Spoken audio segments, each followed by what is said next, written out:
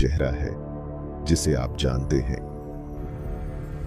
पर ये वो कहानी है जो आपने कभी नहीं सुनी। नाम जाना है पर राज नहीं। ये कहानी सिर्फ एक नारी की नहीं, ये एक चुनी हुई शक्ति की कहानी है। जो दिखता है वो पूरा सच नहीं, और जो छुपा है वही असली सत्य है। हर मोड़ पर कठिनाइयां थीं, पर हर बार वो पहले से ज्यादा मजबूत बनकर उभरी। गिरना मंजूर था पर रुकना कभी नहीं। अंधेरा गहरा था पर उनके भीतर का प्रकाश उससे भी गहरा था। उन्हें रोका गया पर वो रुकने के लिए बनी ही नहीं थी। जब सबने साथ छोड़ दिया तब भगवान ने उनका हाथ थाम लिया। वो लड़ी अकेली पर जीती भगवान के साथ। पॉल एक कहानी है देवकी मैया की, उन्हीं की जुबानी। रायपुर की मेन टीचर बहनें वो अपनी पूरी टीम को लेकर के आई। इस तरीके से उन्होंने मेरे को टॉर्चर किया कि अगर आप यहाँ से नहीं निकले, हम 2-3 लड़कों को भेजेंगे आपके यहाँ पर, और आप कहीं भी मुंह दिखाने लायक नहीं रहोगे। तो पहले सेंटर पे ही सिखाया जाता है कि आपको अपनी माँ के हाथ का खाना नहीं खाना है, मंदिर भी नहीं जाना है। जहाँ आपके पिताजी बैठे हैं, जिस खटिया पे बैठे हैं, बाकी उस खटिया पे भी आपको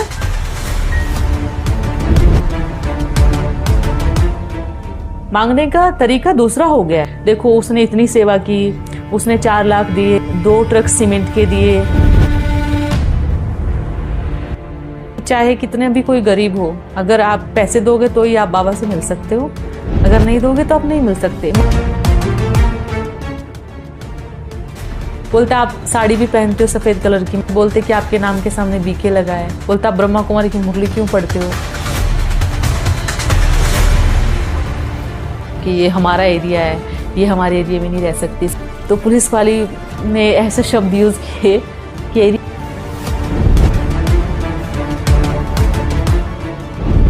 अगर आपकी दादी में बाबा आते हैं तो वो पेपर लेके आओ जो आपकी दादी ने साइन किया हो। मैं बाबा जो हूँ उस दादी के अंदर ही आऊंगा और कहीं नहीं आऊंगा। वहाँ बिल्कुल भी सेफ्टी नहीं है, और ये तो हमारे सेंटर की बहनें भी जानती है इस बात को कि मन में या कहीं भी कोई भी कैंपस में बहनें सेफ नहीं है, कोई हॉस्पिटल में सेफ नहीं है, कोई भंडारे में सेफ नहीं है। मतलब अगर किसी को आप नहीं तोड़ सकते ना, तो आप कैरेक्टर को पकड़ के बैठ जाते हैं कि उसका चरित्र ठीक नहीं है। यह वीडियो ओम मंडली शिव शक्ति अवतार सेवा संस्थान की आदरणीय निदेशिका देवकी मैया जी बबीता जी के व्यक्तिगत आध्यात्मिक साक्षात्कारों, ध्यान मेडिटेशन के गहन अनुभवों और उनके निजी संस्मरणों पर आधारित है। ये अनुभव उनके निजी पुरुषार्थ और ईश्वरीय स्मृति की यात्रा का हिस्सा है, जिन्हें नेक नियत से केवल आध्यात्मिक जागरूकता और शिक्षा के उद्देश्य से साझा किया गया है। इस वीडियो में व्यक्त किए गए विचार और राय विशुद्ध रूप से वक्ता के हैं और जरूरी नहीं कि वे किसी अन्य एजेंसी, संगठन या नियोक्ता की आधिकारिक नीति या स्थिति को दर्शाते हों। इसका उद्देश्य किसी भी व्यक्ति, जीवित या मृत, संस्था, जाति, धर्म या समुदाय की मानहानि करना, उनकी छवि खराब करना या उनकी भावनाओं को ठेस पहुंचाना नहीं है। ओम मंडली संस्था इन अनुभवों को किसी वैज्ञानिक दावे के रूप में नहीं, बल्कि आध्यात्मिक प्रेरणा के रूप में साझा कर रही है। दर्शक कृपया इसे अपने विवेक, स्व उन्नति और आध्यात्मिक दृष्टिकोण से देखें।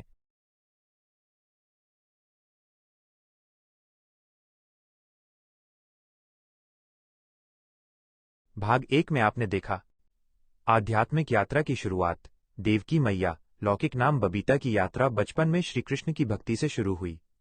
2004-2005 के दौरान उन्हें भागवत पढ़ते समय अद्भुत अनुभव हुए, जहां उन्हें अक्षरों में ईश्वरीय ऊर्जा का एहसास हुआ। ब्रह्मा कुमारी से जुड़ाव। कृष्ण भक्ति से शिव की ओर बढ़ते हुए उन्होंने ब्रह्मा कुमारीज के माध्यम से राजयोग सीखा। परिवार के कड़े विरोध और विवाह के दबाव के बावजूद उन्होंने मात्र 7 से 8 महीने के भीतर खुद को ईश्वर सेवा के लिए समर्पित कर दिया। आउट ऑफ बॉडी एक्सपीरियंस, मृत्यु का अनुभव। मुंबई के वर्सोवा सेंटर में तपस्या के दौरान उन्होंने शरीर से बाहर निकलने, आउट ऑफ बॉडी एक्सपीरियंस का गहरा अनुभव किया। उन्होंने अपने ही स्थूल शरीर को बेड पर पड़ा देखा और दीवारों के आर पार जाने जैसा सूक्ष्म अनुभव किया। बाबा से साक्षात्कार। उसी सूक्ष्म अनुभव के दौरान साक्षात बाबा ने उन्हें दर्शन दिए और उनके सूक्ष्म शरीर को पुनः स्थूल शरीर में स्थापित करने में मदद की। पुनर्जन्म का रहस्य। देवकी मैया ने पांडव भवन, माउंट आबू में अपनी पूर्व स्मृतियों को जागृत होते हुए महसूस किया। उन्हें एहसास हुआ कि वे ही मम्मा जगदम्बा सरस्वती की आत्मा है, जिन्होंने 1965 में शरीर छोड़ने के बाद उदयपुर के एक राजघराने में जन्म लिया था और फिर 1990 में इस वर्तमान स्वरूप में आई। ईश्वरीय प्रवेशता और संघर्ष 2017 में उनके माध्यम से निराकार शिव परमात्मा की वाणी वाचा की शुरुआत हुई। इस ईश्वरीय कार्य के कारण उन्हें संस्था के भीतर भारी विरोध, अपमान और निष्कासन का सामना करना पड़ा। आइए अब विस्तार से देखते हैं भाग 2 का पूरा वीडियो। पूरी तपस्या की मैंने 1 साल तक।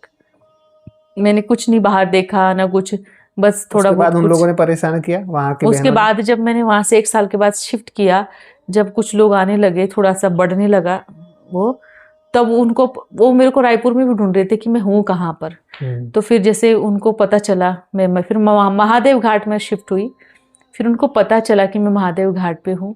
फिर मेरे को उन्होंने बहुत परेशान किया। मैं बाहर मार्केट में जा रही हूँ, मेरे पीछे पीछे, मतलब बहुत, जैसे कि बहुत जो टॉर्चर होता है ना, उन्होंने वो चीज़ की मेरे साथ में।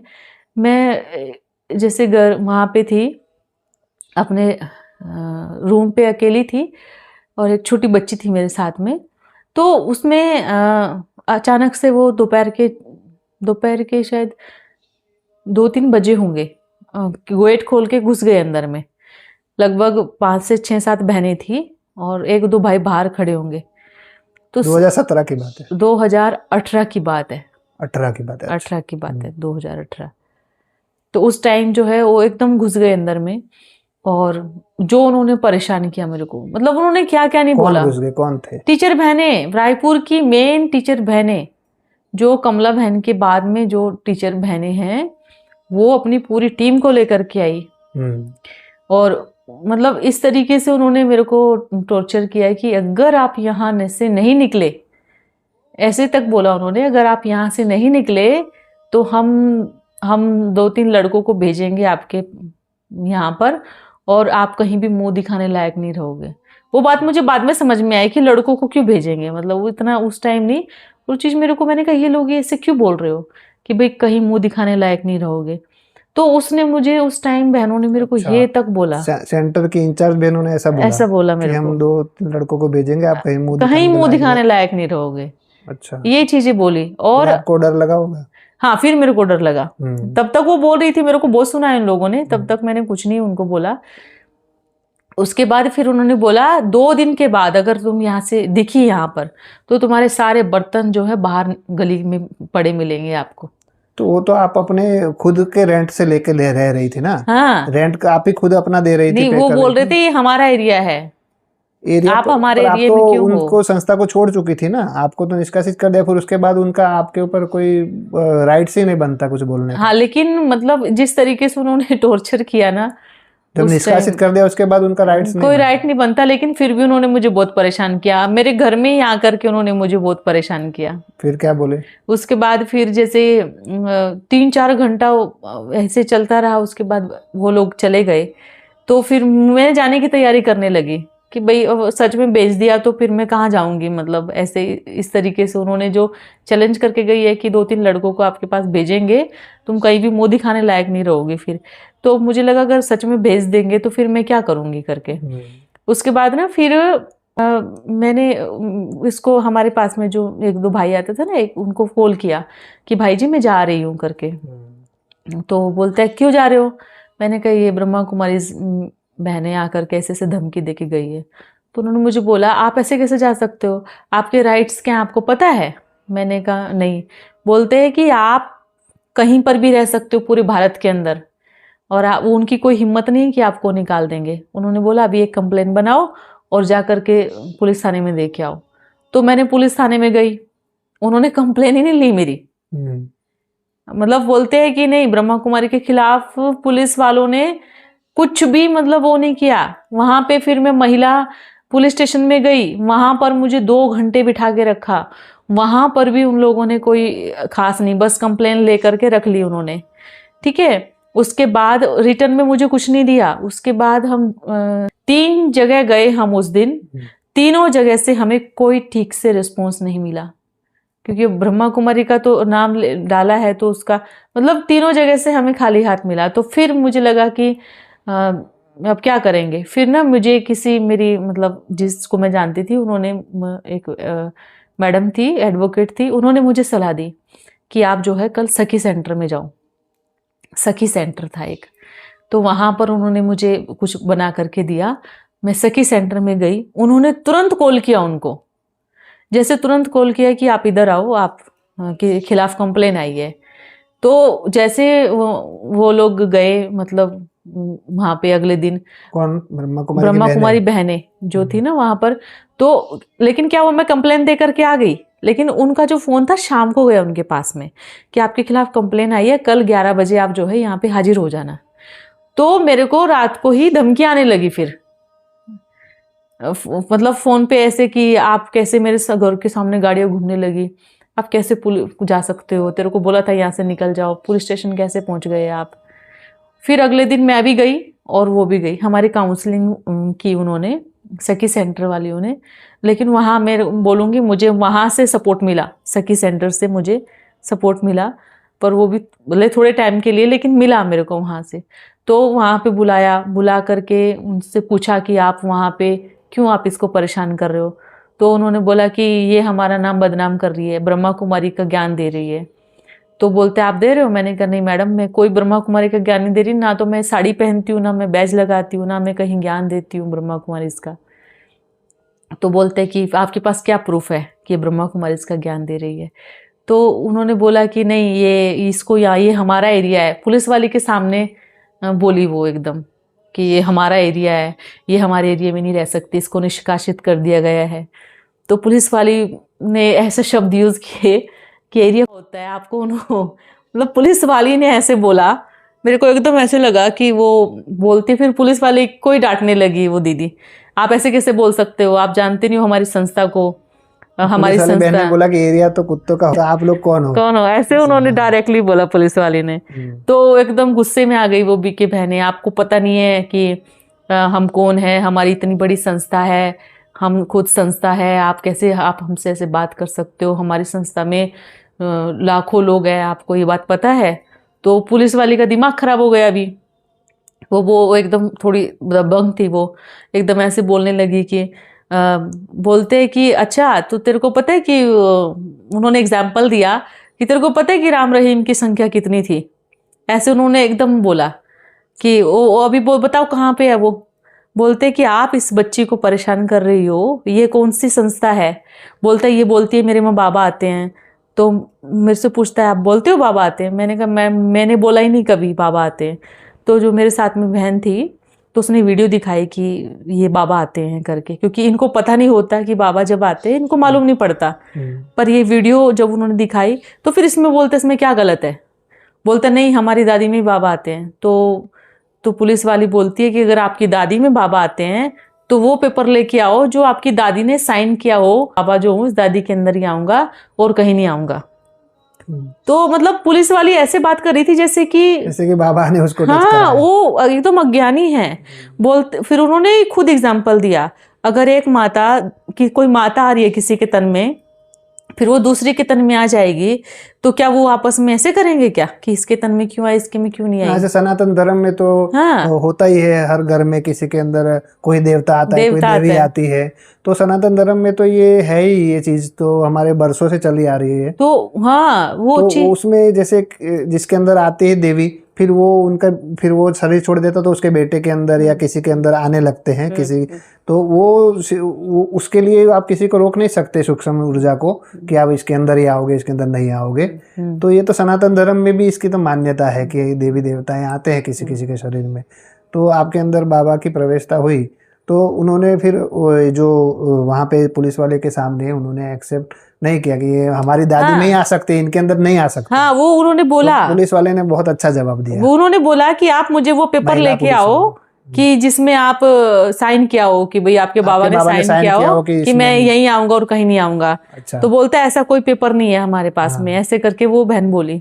तो बोलते फिर आप कैसे रोक सकते हो, आप बाबा को आने से कैसे रोक सकते हो। तो उसने पुलिस वाले ने क्या जवाब दिया, बोलते कि आप भी इतनी अच्छी मेहनत करो, हो सकता है आपके अंदर भी आ जाए। उस टाइम उन्होंने पता नहीं कौन बोल रहा था, मैं एकदम हैरान थी कि ऐसे बोल रही है जैसे कि इनको सब कुछ पता है। बोलता आप भी इतनी मेहनत कर लो, हो सकता है इन्होंने अच्छी मेहनत की उसके अंदर आए हो, आप भी इतनी मेहनत करोगे तो हो सकता है आपके अंदर भी आएगा। बोलता बाबा ऐसे आ ही नहीं सकते किसी में भी, बोलते क्यों, आपके बाबा ने कुछ बोला है? उसके बाद फिर जैसे जैसे बात हुई ना, तो उसने, पुलिस वाली ने, बोलता मेन मुद्दे पे आओ, आपने इसके घर में जा करके इसको टॉर्चर क्यों किया? ऐसे बोली पुलिस वाली। तो बोलते हम तो गए नहीं इसके घर में। तो बोलते हैं कि तो ये बहन ऐसे ही आके बैठ गई यहाँ पर। बोलता नहीं, हम गए ही नहीं इसके घर में, हम अच्छा, झूठ बोल दिया। झूठ बोल दिया। मतलब इतनी हैरानी की बात है कि इतनी बहनें, और बोलती है कि हम सत्य सनातन धर्म के हैं, और एकदम वहीं पे खड़े खड़े झूठ बोल दिया उन्होंने कि हम लोग वहां पर गए ही नहीं। यही हमें परेशान कर रही है। तो फिर पुलिस वाली थोड़ी सी ऐसे हो गई ठंडी, कि वो मेरी तरफ देखने लगी, अब क्या बोलोगी, ऐसे बोलने लगी। तो मेरा दिमाग हैंग हो गया, मुझे समझ में नहीं आया कि भाई अब मैं इसका जवाब क्या दूं, क्योंकि मेरे पास तो कोई प्रूफ ही नहीं है कि भाई ये गए थे या नहीं गए थे। बोलते हम गए नहीं है, ये झूठ बोल रही है, ऐसे करके बोला हमें। तो अचानक से ना एकदम से मेरा दिमाग चला, और जिस घर में मैं रह रही थी ना, उसी घर के सामने एक हॉस्पिटल था, आयुर्वेदिक हॉस्पिटल है ना, श्रीधर औषधालय। तो वहां पे कैमरा देखती थी मैं, जैसे बाहर झाड़ू लगा दिया ऐसे कैमरा, तो मेरे एकदम गेट के सामने ही था वो कैमरा। तो मुझे अचानक से बाबा ने टच कराया।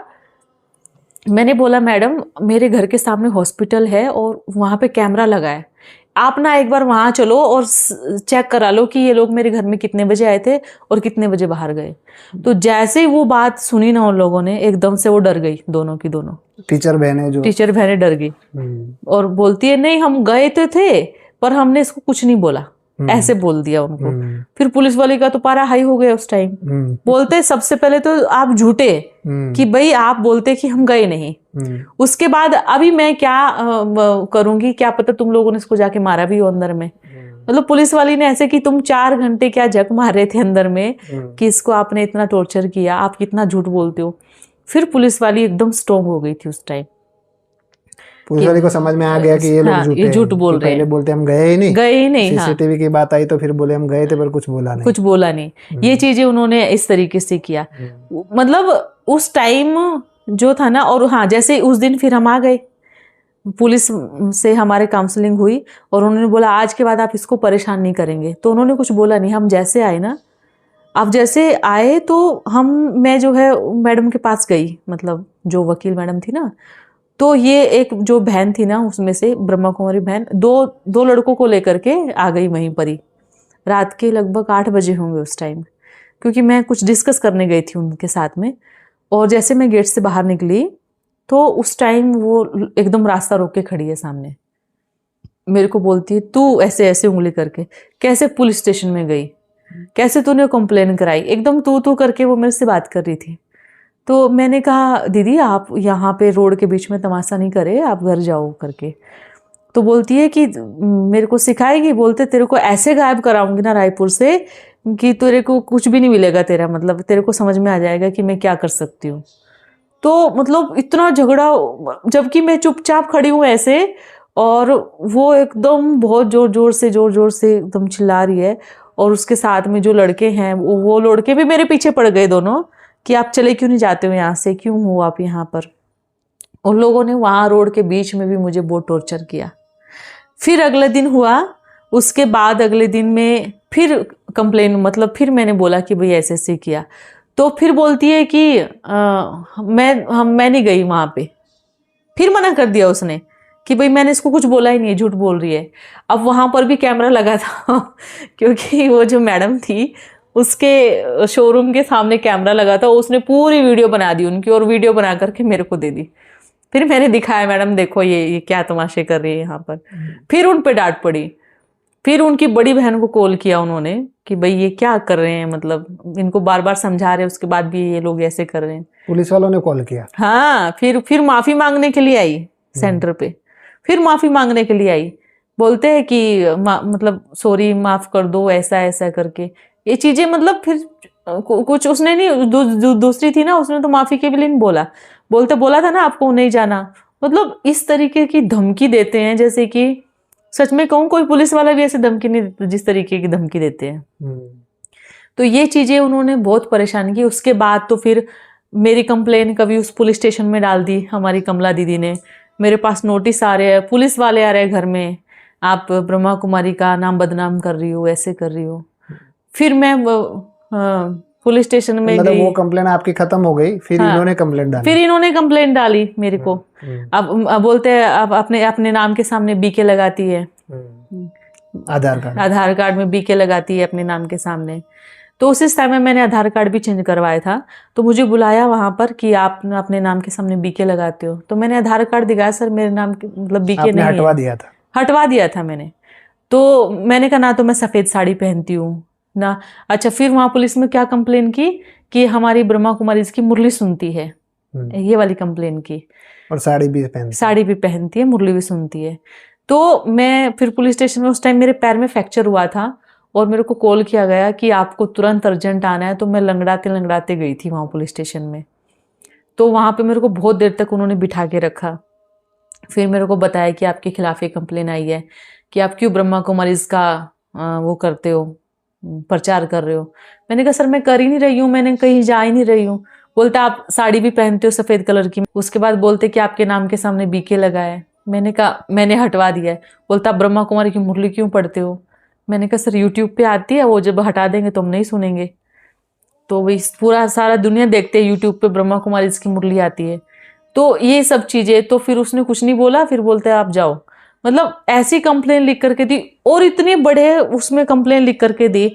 मतलब मैं ये सोचती हूँ इतनी बड़ी बड़ी दीदियां और ये सब पुलिस चीजें वाले ने करती फिर हैं। आपको हैरान परेशान नहीं किए थे? हाँ, उसके पहले जो पुलिस वाले के जो दीदीनगर थाने वाले थे ना, उसने मुझे परेशान किया। उसने मुझे क्या परेशान किया, वहां कंप्लेन इन्होंने मेरी डाली। वो रात को 9 बजे 10 बजे 11 बजे तक मेरा बयान लिखता रहा उस टाइम। और वो पी के भी आया था घर पे।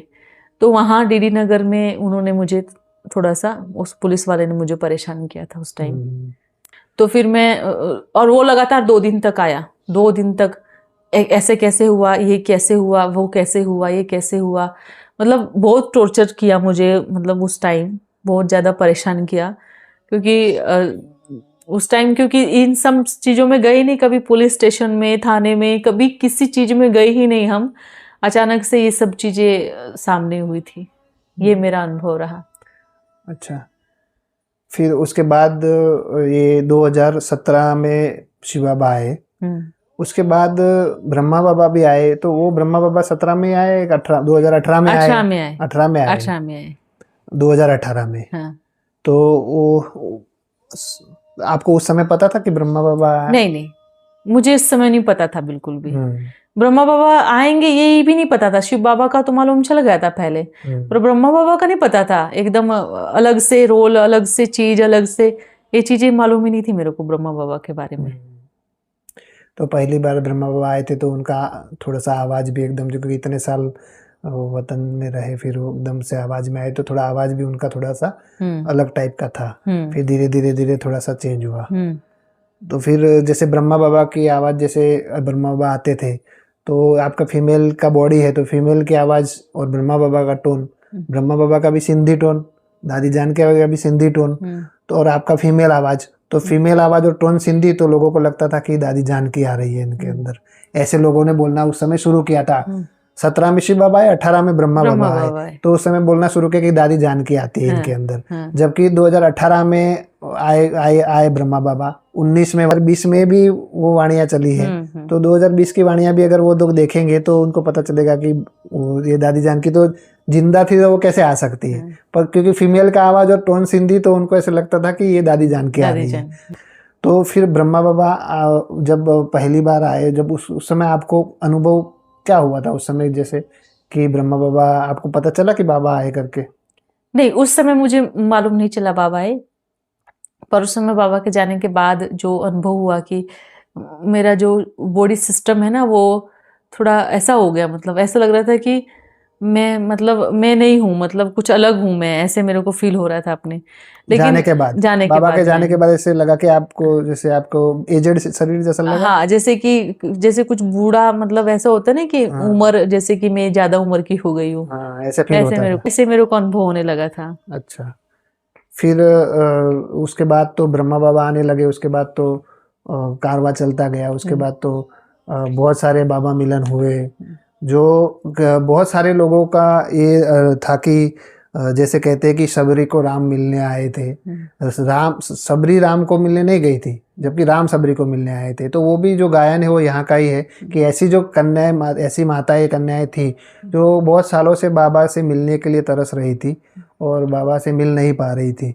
तो ऐसी आत्माओं का गायन है सबरी के रूप में। तो ऐसी आत्माओं को बाबा जा करके मिले, तो वही गायन है कि राम सबरी को जा करके मिले, है ना। तो वो फिर जो ब्रह्मा बाबा और शिव बाबा का ये जो चलता रहा, उसके बाद पूरे भारत में एक टारगेट दिया गया कि 2000 आप दो साल के अंदर आप पूरे भारत का कवर करो, पूरे भारत के हर स्टेट में बाबा मिलन होना चाहिए, ऐसा टारगेट बाबा ने दिया। और 2 साल में फिर वो पूरा भारत को कवर किया गया। तो उसके बाद इतने सारे हजारों में फॉलोअर्स ओम मंडली के बन गए, भक्ति करने वाला भी काफ़ी जुड़े, है ना, ज्ञान वाले भी काफ़ी जुड़े। तो उसके बाद इतना जैसे शुरू में बाबा आए तो उस समय बाबा एक दरी बिछा करके सुना है कि बाबा आते थे। बिल्कुल। हाँ। मतलब इतनी बड़ी मधुबन की स्टेज छोड़ करके, इतना छोड़ करके, परमधाम की स्टेज छोड़ा, फिर मधुबन की इतनी बड़ी स्टेज छोड़ करके बाबा यहाँ पे आए। तो ये देखो कितना बड़ा गायन है। जैसे दिखाते हैं, शास्त्रों में भी दिखाते हैं कि राम ने अयोध्या छोड़ी, है ना, अयोध्या छोड़ करके वनवास पे निकले। तो वही वाला ये पार्ट बजा कि राम यानी परमात्मा शिव निराकार राम ने अयोध्या यानी कि मधुबन छोड़ा और फिर ये पार्ट शुरू हुआ। तो इसके बाद इतना सारा चीज़ें, जैसे उसके बाद आपको परेशानी हुई, जैसे इन्होंने ये सब परेशानी उसके बाद कम हो गई, जैसे जैसे बढ़ता गया उसके बाद परेशानी आई आपको बाबा मिलनों में, कहीं कहीं जहाँ बाबा मिलन हुआ। बिल्कुल, इसमें तो बहुत परेशानी आई। मतलब जहां पर भी हम बाबा मिलन रखते थे, डेट देते थे, वहीं पर वो लोग जाकर के वहां पे या तो हमारा प्रोग्राम कैंसिल करवाते थे या तो उनको पैसे की लालच देते थे कि हम उससे डबल देंगे, ट्रिपल देंगे। रायपुर में जो आपके घर में आकर के परेशान करे वो करना बंद कर दिया। हाँ, अब प्रोग्राम रोकने का शुरुआत हुआ। फिर कहाँ पर हुआ? मतलब जितने भी प्रोग्राम हुए हैं सब जगह। कितने प्रोग्राम हुए? लगभग 300 प्रोग्राम 300 से ज्यादा बाबा जिसमें 300 को रोकने की कोशिश किया। हाँ बिल्कुल, हर जगह रोकने की कोशिश किया। मैं देखो, ऐसे तो उन्होंने बहुत कुछ किया, मारपीट भी किया, मतलब बहुत सारी चीजें। एक तो फिर जहाँ पर वीडियो भी CCTV का वायरल हुआ था कि उन्होंने द्वारका भैया और काफी सिर फोड़ा उन्होंने, माउंट आबू में। और वो जो एक समर्पित भाई है उनको डायरेक्शन दे रहा है कि इनको मारो करके, ऐसे वो CCTV कैमरे भी का फुटेज भी वायरल हुआ था। बिल्कुल। तो उस समय भी सब सारे चारों तरफ ये कि ये देखो ये शांति का संदेश दे रहे हैं और ये देखो ये लोग मारपीट भी कर रहे हैं। तो एक अच्छी छवि नहीं बनी उस तरह पे। उनके बाद उनको शायद फील हुआ होगा कि नहीं हुआ होगा। तो उसके बाद हर बाबा मिलन में वो कैसे रोकते थे, क्या करते थे? ये हॉल कैंसिल करवाते थे। दूसरी बात, पुलिस स्टेशन में जाकर के पुलिस वालों को परमिशन रुकवा देते थे।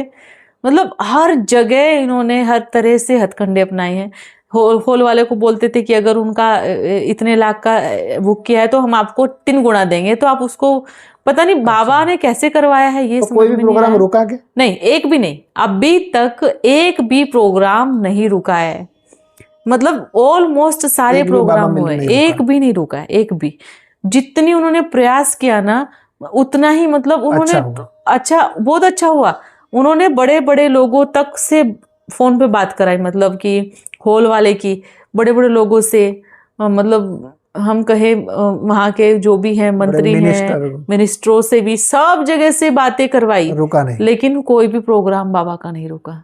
ये मतलब ये कौन कर रहा है? मतलब इतना तो समझ में आना चाहिए ना, इतनी तो समझ आना चाहिए कि आपने पूरा दम लगा लिया, पूरी ताकत लगा ली इसको रोकने के लिए, उसके बाद भी नहीं रुका। तो फिर ये कौन कर रहा है? फिर ये हमारी तो ताकत है नहीं, हम लोगों की तो ताकत नहीं। आप तो लाखों लोग हो ना, लाखों करोड़ों की संख्या में हो। भारत के हर क्षेत्र में उन्होंने कार्यक्रम रोकने की कोशिश की।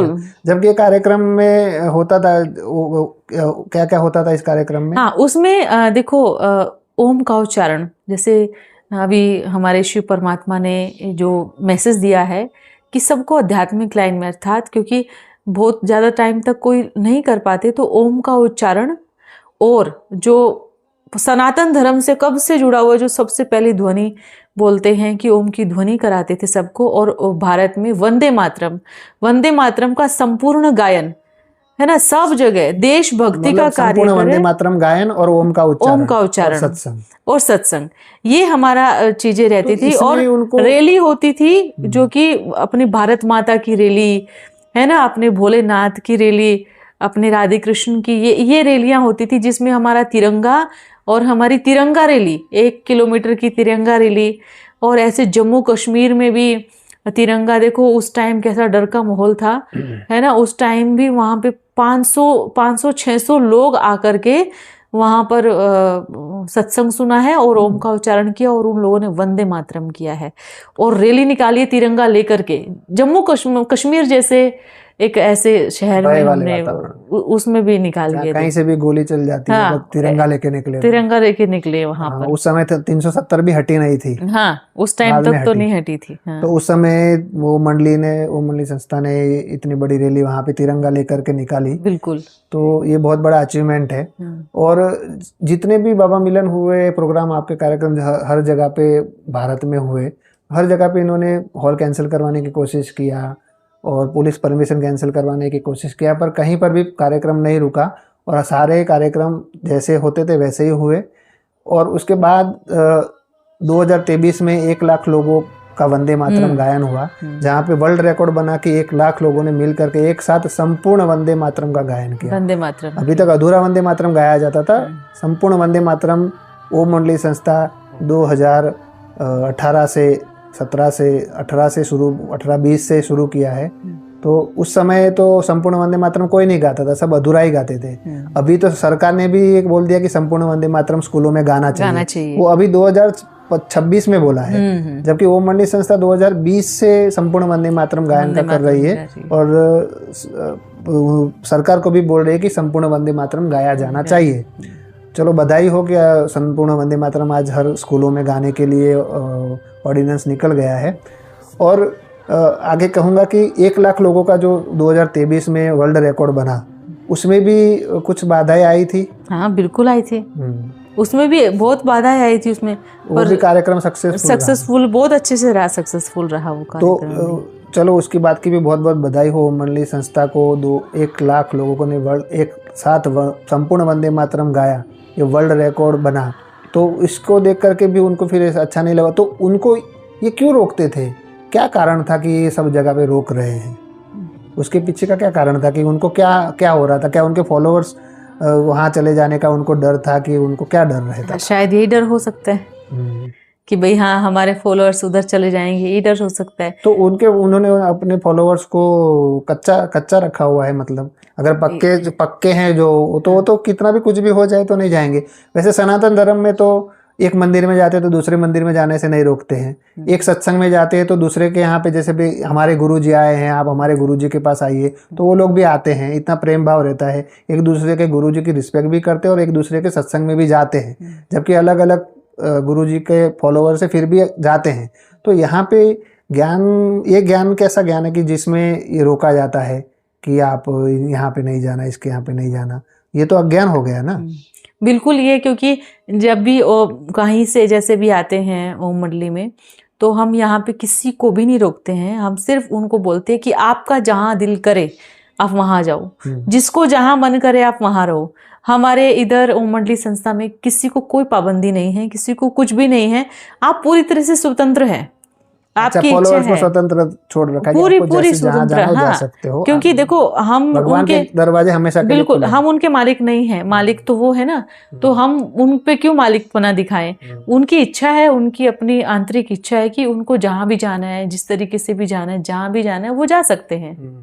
तो जैसे कहते हैं कि जब जहाँ प्रोग्राम होता है वहाँ पे काफी हजारों लोग आते हैं, तो उनका रुकने का व्यवस्था होता है, खाने पीने का व्यवस्था होता है, तो वो पूरी तरह से निःशुल्क होता है, किसी से भी मांगा नहीं जाता है। हाँ बिल्कुल, वहाँ जब भी हमारा एक भी जो प्रोग्राम हुआ, किसी भी प्रोग्राम में किसी से भी कोई जिस तरीके से लोग चंदा मांगते बिल्कुल भी नहीं मांगा गया। पूरा स्टिक नियम था। हाँ, जो फॉलोअर्स जो एकदम निश्चय बुद्धि, जिनको पूरी तरह से समझ में आ गई वो चीजें, वही सब लोग मिलकर के वो कार्यक्रम करते थे। बाकी जितने भी लोग आए, 1000 आए या 2000 आए, कितने भी आए, सबके रुकने की, खाने की व्यवस्था एकदम निःशुल्क की जाती थी। और तो और हमारे ओम मंडली संस्था में भंडारी, मतलब जो भाई पैसे इसमें डालो, भंडारी रखते हैं, वो भी नहीं है। तो हमने किसी से भी कुछ अच्छा, नहीं वो मांगा। मंडी के एक भी संस्था में आपको कहीं पे भी आपको दान पेटी या दान पेटी भंडारी नहीं नहीं रखी है, है, नहीं और किसी से मांगा भी नहीं जाता नहीं है कि मांगा भी नहीं आपको देना जाता, है। बिल्कुल भी तो नहीं। ये देखो, ये तो एक बहुत बड़ी पवित्रता, शुद्धता है कहेंगे, कि ऐसे कि बिना मांगे चंदा या किसी से बिना मांगे, और इतने सारे लोगों का भोजन, इतने सारे लोगों की रहने की व्यवस्था, वो भी 300 से प्लस कार्यक्रम हुए हैं, और इतने सारे लोगों ने खाना खाया, 3-3 4-4 दिन रहे लोग, इतना सारा लोगों का खर्चा, लाखों का खर्चा हुआ होगा। तो वो इतना सारा खर्चा बिना मांगे हो रहा है, तो फिर ये तो एक कमाल की बात है। ये तो प्रभु की कृपा, यही तो शिव भोलेनाथ का चमत्कार है, भंडारा, यही भरपूर चमत्कार कहेंगे। कहूंगी मैं, सच में ये चमत्कार है कि किसी से भी नहीं लिया गया, किसी को भी नहीं बोला गया कि आपको इतना देना है या इतना करना है, ऐसे करना है, लेकिन फिर भी कोई भूखा नहीं गया, किसी के रुकने में कोई प्रॉब्लम नहीं हुई। मतलब इतने अच्छे से बाबा ने ये सारे प्रोग्राम करवाए हैं, उसके लिए तो मैं परमात्मा का सच में दिल से धन्यवाद करूंगी कि सच में भगवान ने ही किया है, जो कुछ किया है वही करता है। तो जो जुड़े हुए निश्चय बुद्धि है, जिनको पक्का निश्चय है कि हाँ बाबा का, परमात्मा आ रहे हैं और इनका कार्य चल रहा है, वो खुद ही अपना मिलजुल करके सारा हाँ। खर्चा उठा लेते हैं और हो जाता है। हो जाता है। परंतु जैसे 1000 लोग आए, उसमें से कुछ 50-100 लोग ही वो करते होंगे, बाकी के सब लोग, कुछ लोग ऐसे भी आते होंगे जो रहते चले, उनसे भी कभी नहीं, मांगा कभी नहीं, जाता। कभी नहीं, कभी नहीं। जैसे कई जगह संस्थाओं में तो ऐसे होता है कि जैसे कार्यक्रम होता है तो उनको बोलते हैं आप 5 दिन रुकोगे तो आपको 5000 देना पड़ेगा, और फिर ही आप आ सकते हो, नहीं आप पहले पैसा जमा करो फिर आप ये कोर्स कर सकते हो या आ सकते हो। तो वैसा यहाँ पे बिल्कुल भी सिस्टम नहीं, बिल्कुल है। सिस्टम नहीं है ये। और जगह की कहाँ जाए, हमारे ब्रह्मा कुमारीज में देख लो ना, कि चाहे कितने भी कोई गरीब हो, अगर आप पैसे दोगे तो ही आप बाबा से मिल सकते हो, अगर नहीं दोगे तो आप नहीं मिल सकते। मैं खुद ही, मैं तो छोटी थी, मैंने कितनी मेहनत करके तो कुछ पैसे जोड़े थे उस टाइम जब मैं बाबा से मिलने के लिए गई थी, है ना। उसमें भी मेरा बिल उन्होंने इतना ज़्यादा बना दिया था। तो ये तो मैं खुद का ही अनुभव कर रही हूँ कि जब हम जैसे एकदम कुछ भी नहीं हमारे पास में, फिर भी हमने पैसे भरे बाबा से मिलने के लिए जाने के लिए। तो ये चीज़ें मैंने तो अपने उसमें देखा है कि चाहे आपके पास खाने को हो नहीं हो, अगर आपको बाबा से मिलना है तो आपको भंडारी और आपका टिकट का देना ही पड़ेगा। ये तो बहुत बहुत अद्भुत बात है कि कहीं पे भी ओम मंडली के इतने सारे, भारत में कई स्टेटों में सेंटर है, और रायपुर में भी मुख्यालय है, कहीं पे भी दान पेटी नहीं है और किसी से मांगा भी नहीं जाता है, फिर भी परमात्मा, ये तो परमात्मा की कृपा कहेंगे कि चल बिल्कुल, रहा है। हाँ। इतने लाखों लोगों का खाना, लाखों लोगों का रहने की व्यवस्था एकदम निःशुल्क तरीके से हो रहा है। ये तो अपने आप में ही एक अद्भुत बात है। शायद ही कोई ऐसा संस्था होगा कि जो बिना मांगे ऐसे ही चला रही है, और 1 लाख लोगों का वर्ल्ड रिकॉर्ड बनाया और 300 से ज़्यादा कार्यक्रम किए। इसकी सफलता के लिए तो मैं ओम मंडली के सभी सदस्यों को बहुत बहुत बधाई दूंगा। और इसके बाद अभी आगे जैसे परमात्मा का जो कार्य है वो अभी भी चल रहा है। अभी फिर भी जैसे अभी सुना है कि आबू में कार्यक्रम किया गया था, तो वहाँ पे कुछ एक जो जगह बुक किया था होटल का, उसको 1.5 करोड़ रुपया उन्होंने ऑफर किया कि इनका कार्यक्रम रोको, हम 1.5 करोड़ देते हैं। तो उनके पास जो पैसा आता है वो दान का पैसा आता है। तो क्या दान के पैसे ऐसे रिश्वत में देना और ऐसे सब जगह पे इधर उधर ऐसे देना, तो ये भी एक सही छवि नहीं कहूँगा। तो ये सारी चीज़ें भी हुई है। तो आप इसके बारे में क्या कहेंगे कि वहाँ पे जो आबू में कार्यक्रम था कि वो तो पर्सनल प्रॉपर्टी पे था, किसी की प्राइवेट प्रॉपर्टी पे था, और प्राइवेट प्रॉपर्टी में आकर के भी उन्होंने कोर्ट के इधर उधर करके वो रुकवाया कार्यक्रम। और वो कार्यक्रम तो नहीं रुका, कार्यक्रम तो हुआ पर जगह खाली चेंज हो गई। कार्यक्रम तो वो नहीं रोक पाए, पर उन्होंने पूरा कोशिश किया था कि कार्यक्रम को रोका जाए। आबू में जैसे ऑर्डिनेंस निकाला था कि आप ओम मंडली के पोस्टर कहीं लगा नहीं सकते, पैम्पलेट बांट नहीं सकते, और कोई भी 5 लोग वहाँ इकट्ठे नहीं हो सकते। और वहाँ पे हजारों लोग इकट्ठे होकर के बाबा मिलन करके चले गए, पर फिर भी वहाँ पे वो रोक नहीं पाए। कार्यक्रम नीचे तलेटी में था और ऊपर में हुआ कार्यक्रम। तो ये भी एक अद्भुत चीज़ है कि वहाँ पर भी नहीं रोक पाए। और वहाँ पे जैसे आपने बताया कि मारपीट भी किया उन लोगों ने, और पुलिस स्टेशन में भी वो गए, और उसके बाद कोर्ट में भी गए, फिर भी वो कार्यक्रम नहीं रुका। उसके लिए बहुत बहुत बधाई हो। और आगे फिर ऐसे ही ओम मंडली संस्था आगे बढ़ती रहे, और भगवान का संदेश देती रहे, ऐसी ही शुभकामना है। और कुछ लास्ट आप क्या संदेश देना चाहेंगे सबको? लास्ट में ये संदेश देना चाहूँगी कि जिस तरीके से बाबा का कार्यक्रम अभी आपने बोला कि रोकने का प्रयास किया, नहीं रोक पाए, क्योंकि भगवान के घर में एक एक पाई जो है ना, वो बहुत मेहनत से लोग देते हैं दान करके। यहाँ पे कहावत सिद्ध हुई कि जिसका साथी हो भगवान उसको क्या रोकेगा आंधी और तूफान। जैसे कहते हैं कि पांडव जहाँ जहाँ जाते थे उनको, जैसे कहते थे कि कौरव रोकते थे उनको, ये भी शास्त्रों का गायन है। तो वही वैसे ही सेम वाली बात हो गई कि जहाँ जहाँ परमात्मा का कार्य करने जा रहे हैं वहां पे रोक रहे हैं। तो उन्होंने अपना कौरवपना दिखाया ना फिर, मतलब ये तो यही हो गया ना कि भाई हाँ हम हैं वो जो शास्त्रों में लिखा है, हम है। क्योंकि हमारी तरफ से हमने उन लोगों को कोई परेशानी नहीं दी, हमने कभी भी उन लोगों को कोई दिक्कत नहीं दिया, या फिर उनको अपना ही समझा कि ये हाँ हम कि भाई हमारे ही अपने वो हैं, भाई बहने हैं। पर लेकिन उन्होंने तो ये चीज दिखा दी ना कि भाई हम लोग क्या हैं। तो ये तो विश्व एक परिवार का नारा लगता है। तो हम तो विश्व में नहीं होंगे फिर, अगर वो विश्व में नहीं आती होगी। क्योंकि यही है ना इसका मतलब कि अगर आप विश्व एक परिवार का नारा लगाते हैं तो हम लोग कौन है फिर? हम तो विश्व के बाहर हो गए और आप अपने परिवार के साथ मारपीट कर रहे हो। तो ये चीज़ें, मेरा बस ये मैसेज है कि ज्ञान बाबा ने बहुत अच्छा दिया है, पर उसको जो फॉलो कर रहे हैं ना वो गलत तरीके से कर रहे हैं। तो बाबा के ज्ञान को अच्छे से फॉलो करें, है ना। आप सभी सब समझदार हैं। और मैं तो बस यही लास्ट का मैसेज दूंगी कि जो भी अपने सेंटरों पे बड़ी बहनें हैं वो उनको समझे, छोटी बहनों को भी समझे कि भाई वो बहनें आपसे कैसा रिश्ता रखना चाह रही हैं। उनको इनसिक्योरिटी फील ना हो कि कल को दीदी छोटी सी बात पे मुझे घर भेज देंगे। जैसे आप बाबा मिलन में गई हो, कहीं भट्टी में गए होंगे, तो वहाँ पे आपको कैसा फील होता है? सेफ जगह है फिर वो? नहीं है, बिल्कुल सेफ नहीं है। कैसे, क्या अनुभव रहा वहाँ?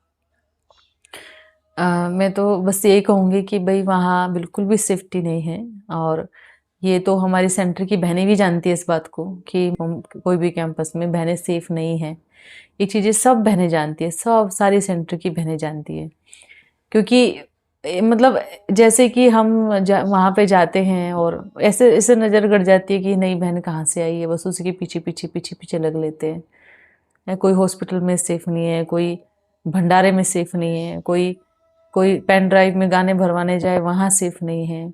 कोई अगर सोचे कि अरे ये तो इतना बड़ा भाई है ना, टोली मतलब भंडारे में इतना बड़ा इंचार्ज है ना, उसके सामने हम छोटे बच्चे लगते हैं। ऐसा लगता है कि भाई ये तो हमारे दादा की उम्र का, उसके साथ सेफ नहीं है।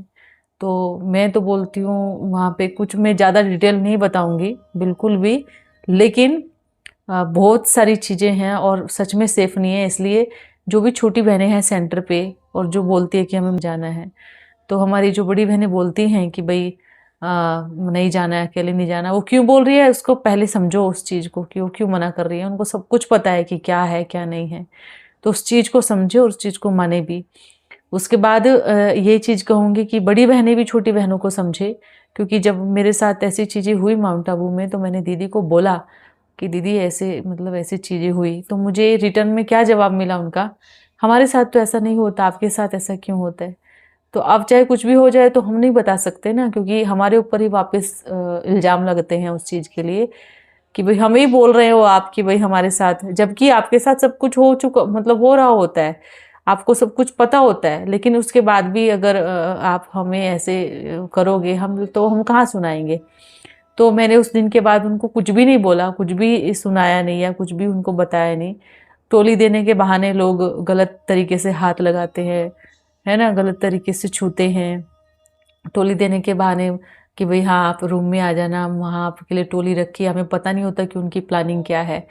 तो मैं तो बोलती हूँ नहीं, बिल्कुल सेफ नहीं है, बिल्कुल भी नहीं है। मतलब एक से बढ़ के एक मैं वहाँ पे लोग हैं कि भाई आपको कहीं से भी आपको वो घेराव डालेंगे इस तरीके से। तो सारी छोटी बहनों को भी बोलूँगी और बड़ी बहनों को भी बोलूँगी कि अपने बहनों को आप थोड़ा संभाल के रखें। हम लोगों के माँ बाप या सबके माँ बाप आप लोगों के ऊपर भरोसा करके अपने बच्चों को भेजते हैं वहाँ पर कि भाई हमारे मतलब बच्चे सेफ रहेंगे, लेकिन वहाँ सेफ्टी नहीं है, बिल्कुल भी सेफ्टी नहीं है।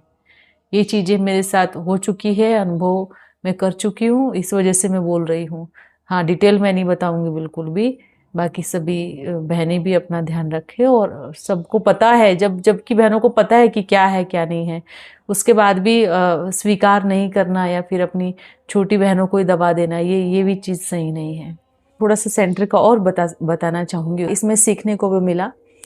पर मुझे एक चीज़ वहाँ मतलब अच्छी नहीं लगी कि जैसे आपस में दोनों बहनें लड़ रही हैं, है ना, और पूरी आवाज़ जैसे बाहर जाती है गली में, तो वो झगड़ा है, वो जो थोड़ा सा मारपीट है, वो जो चीज़ें थी वो उस टाइम मेरे माइंड को डिस्टर्ब कर गई थी वो चीज़ें। क्योंकि इसलिए हाँ।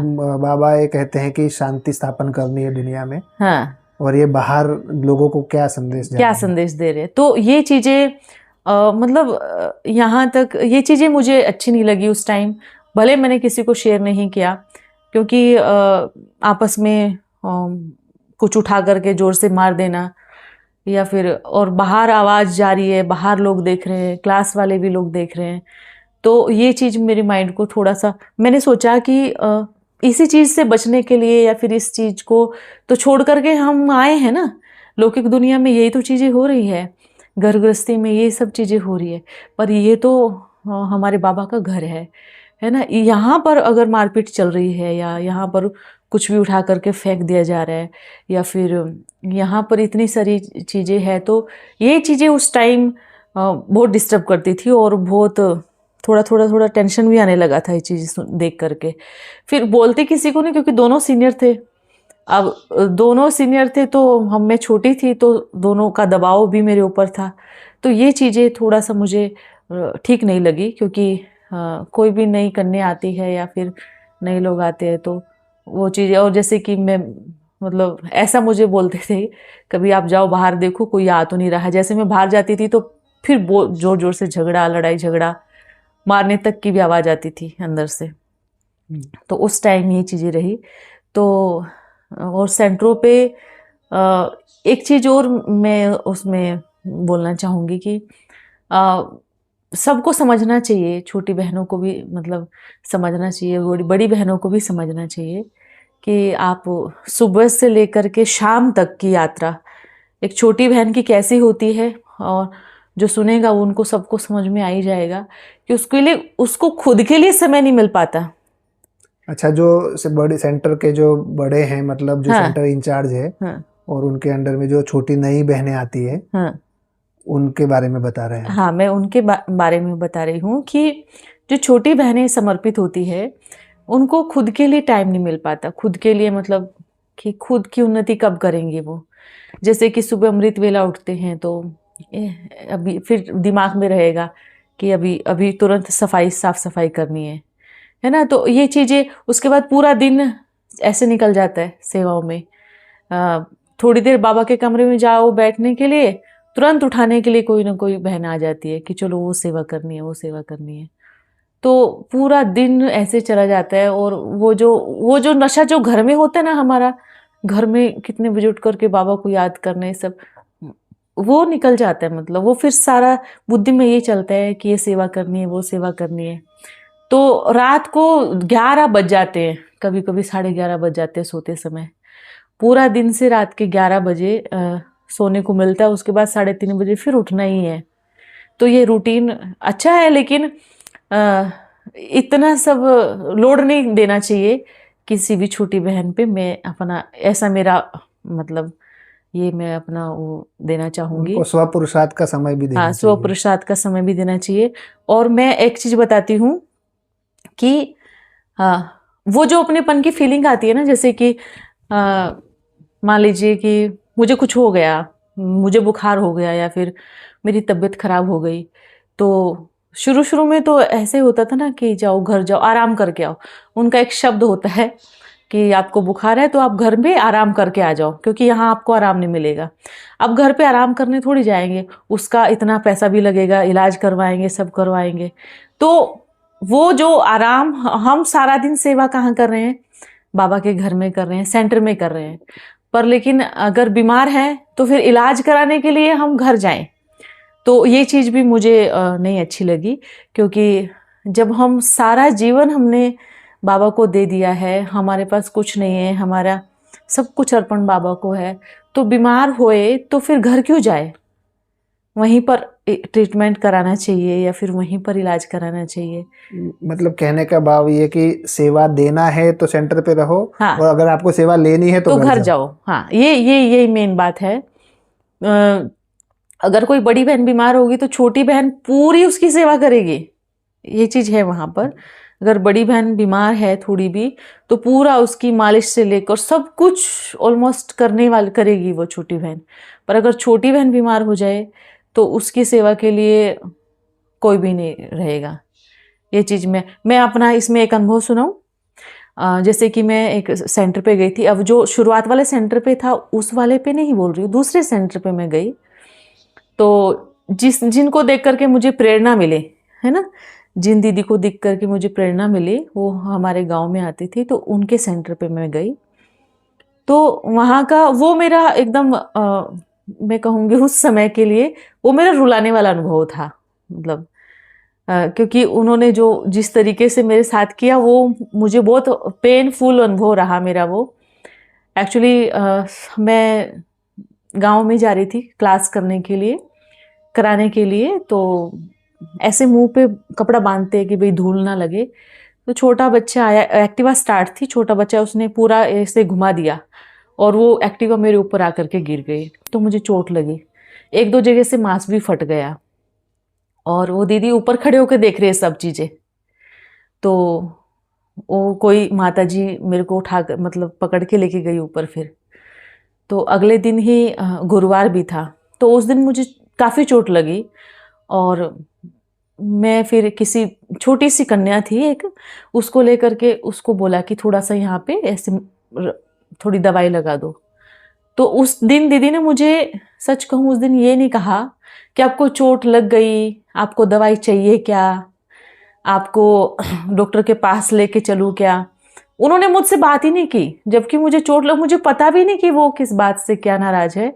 उन्होंने मुझसे एक बार भी नहीं पूछा कि आपको चोट लगी है, आपको डॉक्टर के पास लेके जाओ। और सच में वो मेरे को डॉक्टर के पास भी नहीं लेके गए, और ना ही उन्होंने मेरे को एक टैबलेट दी। तो यहाँ परिवार की फीलिंग नहीं आती? जैसे घर में माँ होती है या सासू होती है, तो माँ अपनी बेटी को, सासू अपनी बहू को पूछती है कि तेरे को ज़्यादा तकलीफ तो नहीं हो रही है, तेरे को कितना लगा है, क्या, ये सब पूछती है। तो वो वाला वहाँ पे नहीं, उन्होंने टैबलेट देने की दूर की बात है, उन्होंने मुझसे जुबान से एक शब्द नहीं बोला।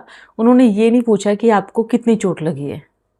तो और उन्होंने क्या किया, जो वो लड़की मेरे साथ में बैठ करके थोड़ा सा सेक रही थी ना, उसको भी बुला लिया कि कोई ज़रूरत नहीं है उनकी सेवा करने की, उसको भी भगा दिया अपने घर पे।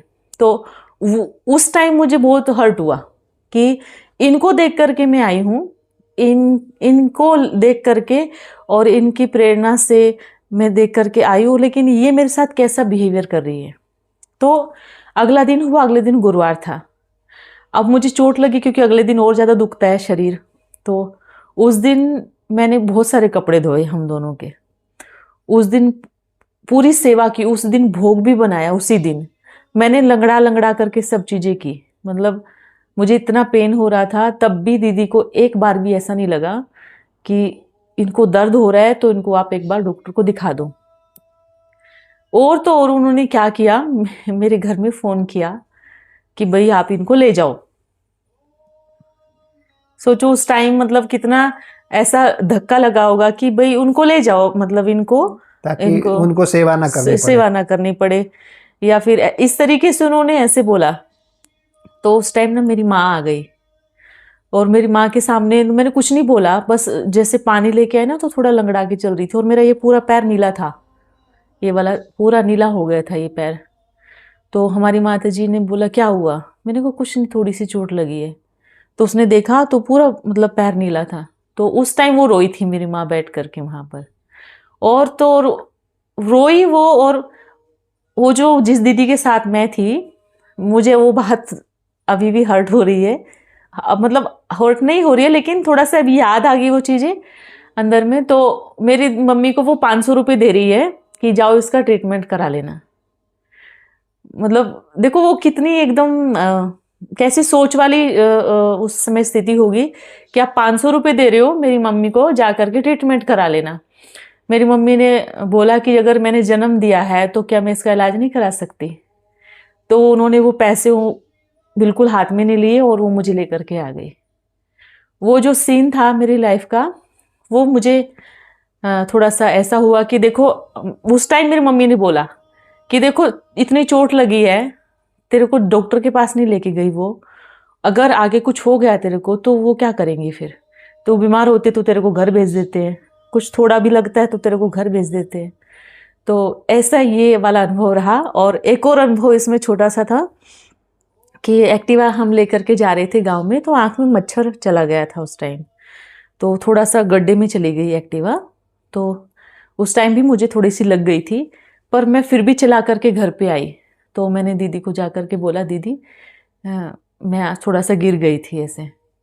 तो हमारी दीदी ने रात को शायद 6:30-7 बजे का टाइम होगा, टॉर्च जलाई, दौड़ के एक्टिवा के पास गई और एक्टिवा को अच्छे से ध्यान से देख रही है।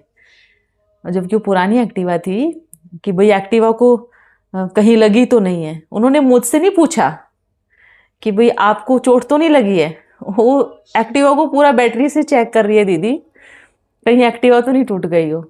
तो मैंने बोला दीदी एक्टिवा को कुछ नहीं हुआ। तब भी उन्होंने मुझसे नहीं पूछा कि आपको तो चोट नहीं लगी है। तो आप मतलब 2 बार के ऐसे अनुभव? हाँ, 2 बार के मेरे ऐसे अनुभव रहे थे। जब मैं स्टार्टिंग में जिस सेंटर पे गई थी, एक वो अनुभव है, और एक जिनको देख करके मैं आई थी, समर्पित हुई थी, एक उनका अनुभव मैं बता रही हूँ। तो मुझे ऐसा लगा कि दीदी को एक्टिवा की सबसे ज़्यादा चिंता है। हालांकि ये चीज़ लगी क्योंकि कभी पेरेंट्स ऐसे नहीं करते, चाहे वो कितने भी गरीब हो, अगर बच्चे को लग जाती है ना तो कैसे भी करके उसका ट्रीटमेंट कराएंगे। तो ये चीज़ें थोड़ा सा 2 चीज़ें मुझे लगी। और एक बार बीमार हो गई थी, तो कुछ बुखार हो गया तो भी हम घर में ही, मतलब जब भी कुछ हुआ, थोड़ा भी कुछ हुआ तो घर पे ही भेजा गया है। अच्छा, तो जैसे हमने सुना है कि वहाँ पे जैसे बड़ी बड़ी दादियाँ थी, तो उस समय में तो बहुत प्रेम स्नेह ऐसा परिवार की तरह सब कुछ चलता था। तो ये आप जो बता रहे हो 2007 की बात बता रहे हो, तो ये हाँ, ये उसके बाद की 7 के बाद की बातें हैं ये सब चीजें। तो 2007 में वहाँ की मुख्य प्रशासिका दादी प्रकाश मणि का शरीर छूट गया, उसके बाद का ये आपका अनुभव रहा है? उसके बाद का। तो दादियाँ थी उस समय, तो पहले दादियों का जो पालना थी वो बहुत प्रेम वाली स्नेह वाली थी, पर उसके बाद ये धीरे धीरे जैसे हर चीज़ सतो रजो तमो से गुजरती है, तो वैसे ये फिर आपका अनुभव रहा कि यहाँ पर भी फिर वो तमो प्रधानता आने लग गई? हाँ बिल्कुल, या तो पहले से ही थी या मुझे मालूम नहीं है, या तो मेरे साथ जो हुआ मैंने वो अनुभव बताया है। और ये दो चीज़ें हुई है, लेकिन ऐसी और भी बहुत सारी चीज़ें हुई हैं जिनको मैं शेयर नहीं कर सकती, क्योंकि करूँगी तो बहुत सारी चीज़ें उठ करके सामने आ जाएंगी।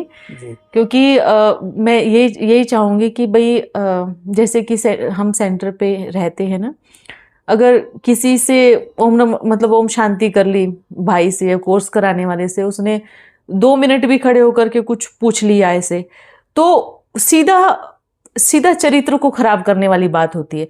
मतलब अगर किसी को आप नहीं तोड़ सकते ना, तो आप कैरेक्टर को पकड़ के बैठ जाते हैं कि उसका चरित्र ठीक नहीं है।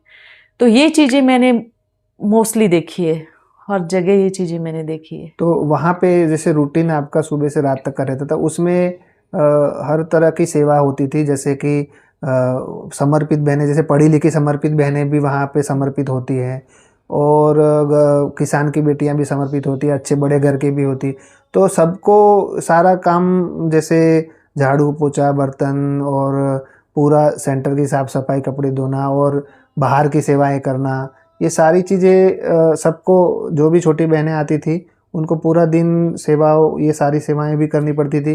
जबकि हमने सुना है कि उसमें बताया जाता है कि अपना काम खुद करना है, ऐसे बोलते हैं। तो वो वहाँ पे क्या अब सब अपना काम खुद करते हैं? नहीं, बिल्कुल सब अपना काम खुद नहीं करते। मैं अपना जैसे अनुभव सुनाऊंगी उसमें, कि जब मैं शुरू में सेंटर पे गई थी, एक बड़ा सेंटर है वहाँ का, जैसे जिस छोटे सेंटर पे मैं गई थी उसके बाद के मतलब एक पहले मैं दो चार दिन के लिए, उसके पहले 2-4 दिन के लिए मैं बड़े सेंटर पे गई थी।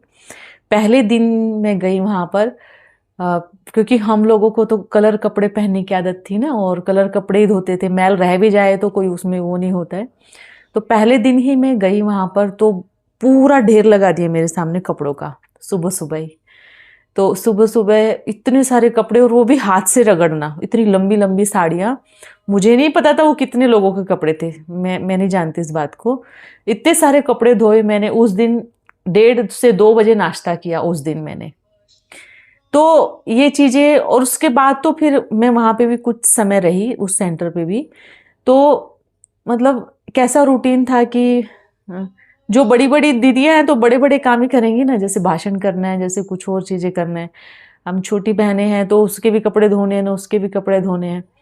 तो ऐसा कुछ नहीं है कि भाई सब अपनी सेवा अपने आप करती हैं, ठीक है। सब देखती हैं कि हाँ ये बहन है तो अपने कपड़े ये लो, मेरे भी डाल देना, मेरे भी धो देना। फिर उसके बाद जैसे रात आती है ना, सब कटोरी में तेल लेकर के घूमती है बहनें। भले बुरा लगेगा सबको इस चीज़ का कि भाई ऐसे बोलती है, कटोरी में तेल, मेरे सिर पे तेल लगा दो, मेरे पैरों में तेल लगा दो, मेरे हाथों में तेल लगा दो। छोटी बहन पूरा दिन सेवा कर रही है, पूरा दिन उसने सेवा की, और दर्द हमारी बड़ी बड़ी बहनों को हो जाता है। ये चीज़ें मुझे नहीं समझ में आई कि रात को 11 बज जाते हैं, रात को 12 भी बज जाते हैं तेल लगाते लगाते, है ना। वो कब सोएगी, और सुबह उसको 3:30 बजे उठना है, कब सोए, मतलब उसको, उसके पास समय कब है सोने का। मतलब जो कहा जाता है कि अपना काम खुद करना है, अपनी सेवा खुद करनी है। अगर खुद सेवा नहीं करेंगे तो यहाँ पे अगर राजाई भोगेंगे तो आपको भविष्य में दास दासी बनना पड़ेगा, ऐसे बोलते हैं। तो वो बात गलत है कि अपनी सेवा खुद करनी है, अपना काम खुद करना है, वो चीज़ नहीं होती है। नहीं होती। मैं तो अपना, मेरा खुद का एक्सपीरियंस है, और मैं भी मोस्टली और बहनों का भी ये अनुभव रहा होगा, क्योंकि ऐसा नहीं है कि खुद की सेवा खुद करो, ऐसा कुछ भी नहीं है। और भी एक बात आती है कि कहते हैं कि परमात्मा ने कहा है कि मांगने से मरना भला, किसी से भी मांगना नहीं है। तो आप सेंटर पे समर्पित थे तो आपको मांगने से मरना भला ऐसे कहते हैं कि मांगो, उससे अच्छा है मर जाओ, इससे मांगना नहीं है किसी से भी, चाहे कुछ भी हो जाए। तो जब शुरुआत में किसी से भी मांगा नहीं जाता था, दादियों ने कभी किसी से मांगा नहीं, अपने आप परमात्मा शिव भंडारा भरपूर रखता था। तो आपका ये अनुभव रहा है कि आपको जैसे कि किसी ने बोला हो कि आपको इससे मतलब आप धन की मांग करो या सेवा के लिए पूछो?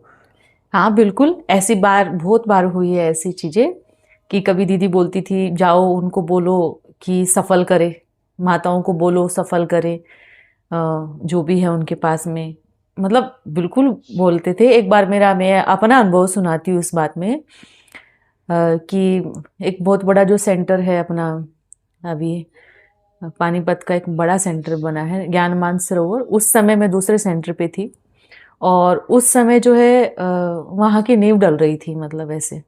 तो उस समय तो मैं बताऊँ मांगने की होड़ ही लगी हुई थी उस टाइम, क्योंकि मैं एकदम खुले उस चीज़ से बोल रही हूँ। बड़े बड़े लोगों को बुला करके स्टेज पे बिठा करके कितनी सेवा दी, फलाने ने कितनी सेवा दी।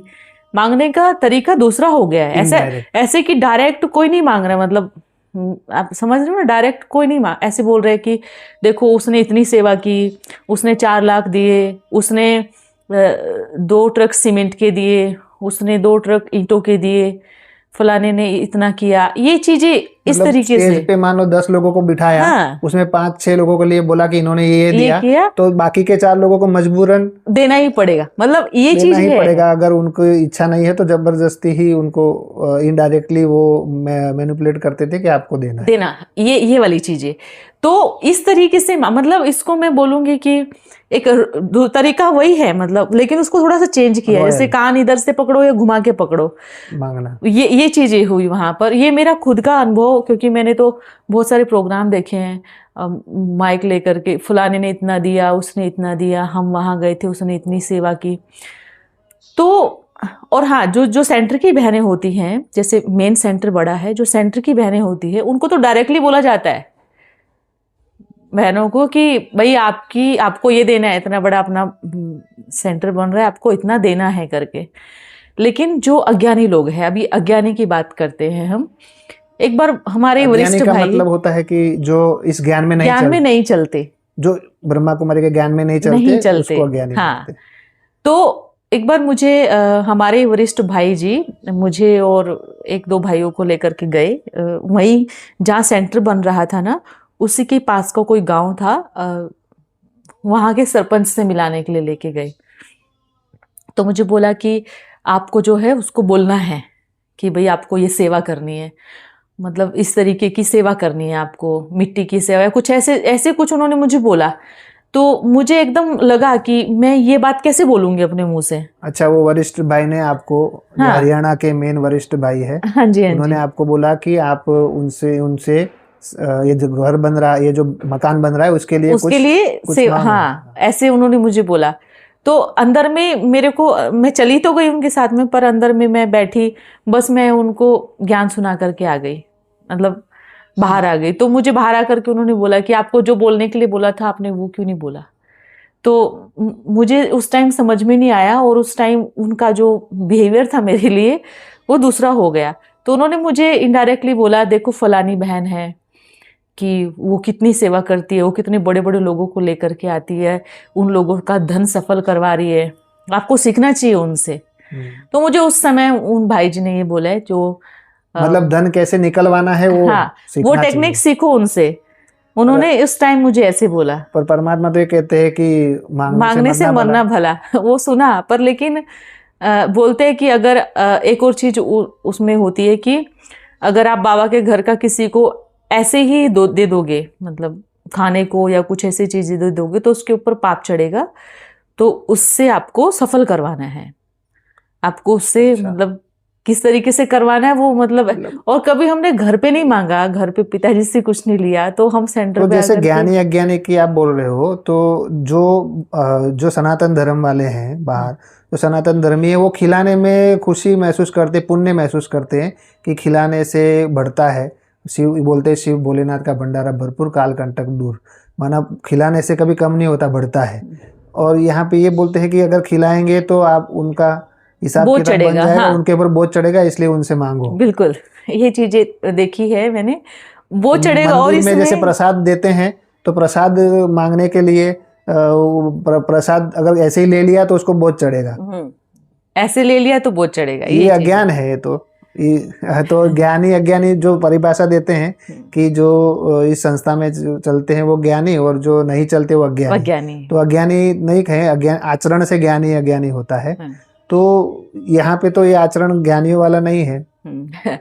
अब देखो वो जो मैंने, लेकिन एक चीज मैं बोलूं, उस टाइम मेरे अंदर से कभी नहीं निकला कि मैंने कभी भी, आज तक का मेरा है, मैं इतने साल सेंटर पे रही हूँ, मैंने कभी किसी भी माता को या किसी भी भाई को कभी नहीं बोला कि आप जो है धन सफल करो, या मेरे मुंह से निकला ही नहीं। पता नहीं, या मेरे किसी जन्म के संस्कार होंगे, या तो फिर पता नहीं मेरे दिमाग में ये चीजें बैठ गई है कि मेरे को किसी से मांगना नहीं है या किसी से सफल नहीं करवाना है।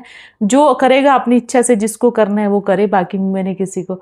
और दूसरी बात, एक और चीज वहां पे मैंने देखी है कि अगर किसी की हेल्प करनी है, मतलब हेल्प, जैसे कि अब कोई गिर गया है, वो बुजुर्ग है, बुजुर्ग मान लीजिए कोई भाई गिर गया है, अब उसको उठाना नहीं है, मतलब आपको समझ में, मतलब भाई को हाथ नहीं लगाना है। तो ये चीजें मेरे साथ एक बार हुई थी कि एक बुजुर्ग जैसे गिर गए थे, आते थे सेंटर पे, बेचारे का पैर ऐसे स्लिप हो गया, तो मैंने उसको उठाया, तो मुझे बहुत डांट पड़ी उस टाइम, आपने उसको हाथ क्यों लगाया। उसको उठाना था तो भाई को बुला करके भाई से उठवाती उसको, आपने क्यों उठाया उसको। उस टाइम कोई मेरे को दिखा नहीं, क्योंकि मुझे लगा वो गिर गया है तो मुझे दौड़ के उसको उठा लेना, मतलब उठा देना, खड़ा कर देना चाहिए। तो उस टाइम मुझे दीदी ने जब तक मेरे को डांटती रही वो, तब तक मैं रोई नहीं, क्योंकि मुझे लगा कि उसको उठा दूं, खड़ा कर दूं, तो बूढ़ा है बेचारा, गिर गया है, तो भाई हाथ नहीं लगाना है आपको, उसको उसकी मदद नहीं करनी है। वो उसका हिसाब किताब है, अगर किसी को कुछ हो गया है तो उसका हिसाब किताब है। अगर हिसाब किताब ही है तो हमारे बड़ी बड़ी दीदियों को भी तो कितना कुछ हो जाता है ना, उनको भी तो कुछ हो जाता है, तो उनका भी हिसाब किताब है, क्या उनको भी हाथ नहीं लगाना है। तो ये चीजें थोड़ा सा रोंग है, थोड़ा सा नहीं, पूरा ही रोंग साक्षी मैं होकर के कहूंगी। देखना है। हाँ, साक्षी होकर के अगर देखो। उनके हिसाब किताब में कोई, घुसोगे तो आपके ऊपर हाँ, हिसाब किताब तो आ जाएगा। आपका बन जाएगा। तो ये चीजें तो ये भी उल्टा ही ज्ञान कहेंगे, जैसे कहते हैं बाहर में कि किसी की मदद करना ये तो पुण्य का काम है, ना कि हिसाब किताब बनता है। तो यहाँ पे तो ज्ञानी तो उसे कहेंगे कि जो उस किसी को जैसे गिरने में या कोई एक्सीडेंट हो गया तो उसको एम्बुलेंस बुला लेना, मदद कर देना, उसको ये तो फिर पुण्य का काम है ना, उसमें हिसाब किताब कहाँ से आता है? नहीं, अगर भाई उसको गिरना था, उसको लगनी थी, वो उसका हिसाब किताब है। अगर आपने उसको एम्बुलेंस बुलाई और उसकी मतलब हेल्प की, तो ये आपका फिर बोझ चढ़ जाएगा, क्योंकि आप उनका उसके कहना है। हिसाब किताब में घुस गए। तो ये तो ऐसा। ये तो फिर ज्ञानी वाली बात ही नहीं हुई ना। यहाँ तो पुण्य मिलेगा ना, किसी की मदद करना माना पुण्य होता है। ये तो नैतिकता तो ये कहती है, मानवता तो यही कहती है कि किसी को मदद करना। ठीक है, चलो इस बात, ये जैसे सेंटरों पे मांगने से मरना भला जो है वो वाला चीज़ फॉलो नहीं किया जाता है। हाँ, और अपना काम खुद करना है ये वाला भी चीज़ भी फॉलो नहीं किया जाता है। तो और आप बताइए कि आपका जो जो ब्रह्मा कुमारी संस्था का जो अनुभव रहा, वो ये तो रहा, उसके अलावा आप जैसे माउंट आबू में बाबा मिलन होता है, वहाँ पे शिव परमात्मा दादी के तन में आते थे, तो उसमें आप जाते थे, वहाँ पे आपको कैसा अनुभव होता था? और सेंटरों पे आप योग करते थे, तब आपको परमात्मा का अनुभव कैसा रहता था? और जैसे आपने बताया कि यहाँ पे ऐसी ऐसी चीज़ें होती है, और पॉजिटिव चीज़ भी आपने बताई कि रूटीन वहाँ का बहुत अच्छा है, और जो चीज़ें नेगेटिव थी वो भी आपने बताई। अब आप परमात्मा का अनुभव बताइए कि आपका जो परमात्मा के साथ अनुभव रहा सेंटरों पे और मधुबन में जा कर के, वो कैसा रहा? मेरा वो अनुभव बहुत सुंदर रहा। वो चीज़ तो मैं ऐसे बोलती हूँ कि जैसे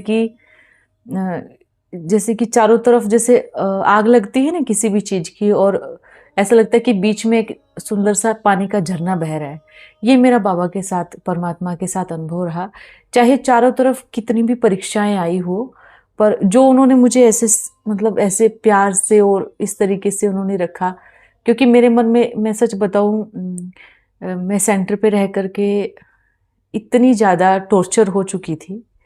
मैंने एक दो बार सोचा कि ये जीवन को ही ख़त्म करना है, मतलब इस हद तक मुझे मतलब सेंटर पे परेशान किया गया, क्योंकि जो चीज़ें की नहीं है वो चीज़ों का ब्लेम लगाना जो। तो ये सिर्फ आपका ही अनुभव कि और भी बहनों का अनुभव? मुझे लगता है और भी बहनों का अनुभव काफी होगा अनुभव। ये। हाँ, जैसे आगरा में 2 बहनों ने सुसाइड कर लिया हाँ। था, तो आपको भी ऐसे मन हुआ बिल्कुल था? बिल्कुल, मैंने कोशिश भी की थी उस टाइम एक बार, जब मैं वहां से निकली और जब मुझे लगा कि मेरे घर वालों को भी मेरे खिलाफ कर दिया और वो खुद भी मेरे खिलाफ हो गए, तो उस टाइम मैं बस में ट्रेवल कर रही थी, तो मैं ना बस से कूदने वाली थी, मतलब ऐसे ही कि भाई इतना माइंड को इतना उन्होंने टॉर्चर किया था।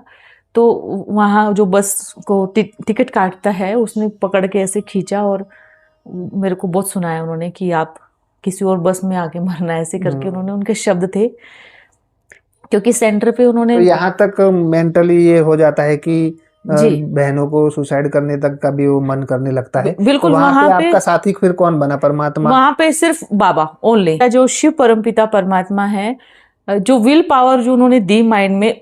मैं आपको मैं बताऊं कि ऐसी सिचुएशन में थी कि कोई नहीं है, मतलब एक भी व्यक्ति सपोर्ट में नहीं है, एक भी ऐसी सिचुएशन में लाके खड़ा करते हैं, और सच में ऐसी सिचुएशन में लाके खड़ा करते हैं कि आपके पास 2 ऑप्शन होंगे, या तो आप किसी के भी साथ शादी करो या तो आप सुसाइड करो, क्योंकि दोनों में वो इन्वॉल्व नहीं होंगे कि शादी हमने अपनी मर्जी से की है और सुसाइड भी हमने अपनी मर्जी से ही किया है, तो उनको कुछ नहीं जाएगा, जो भी जाएगा हमारा जाएगा उस चीज़ में।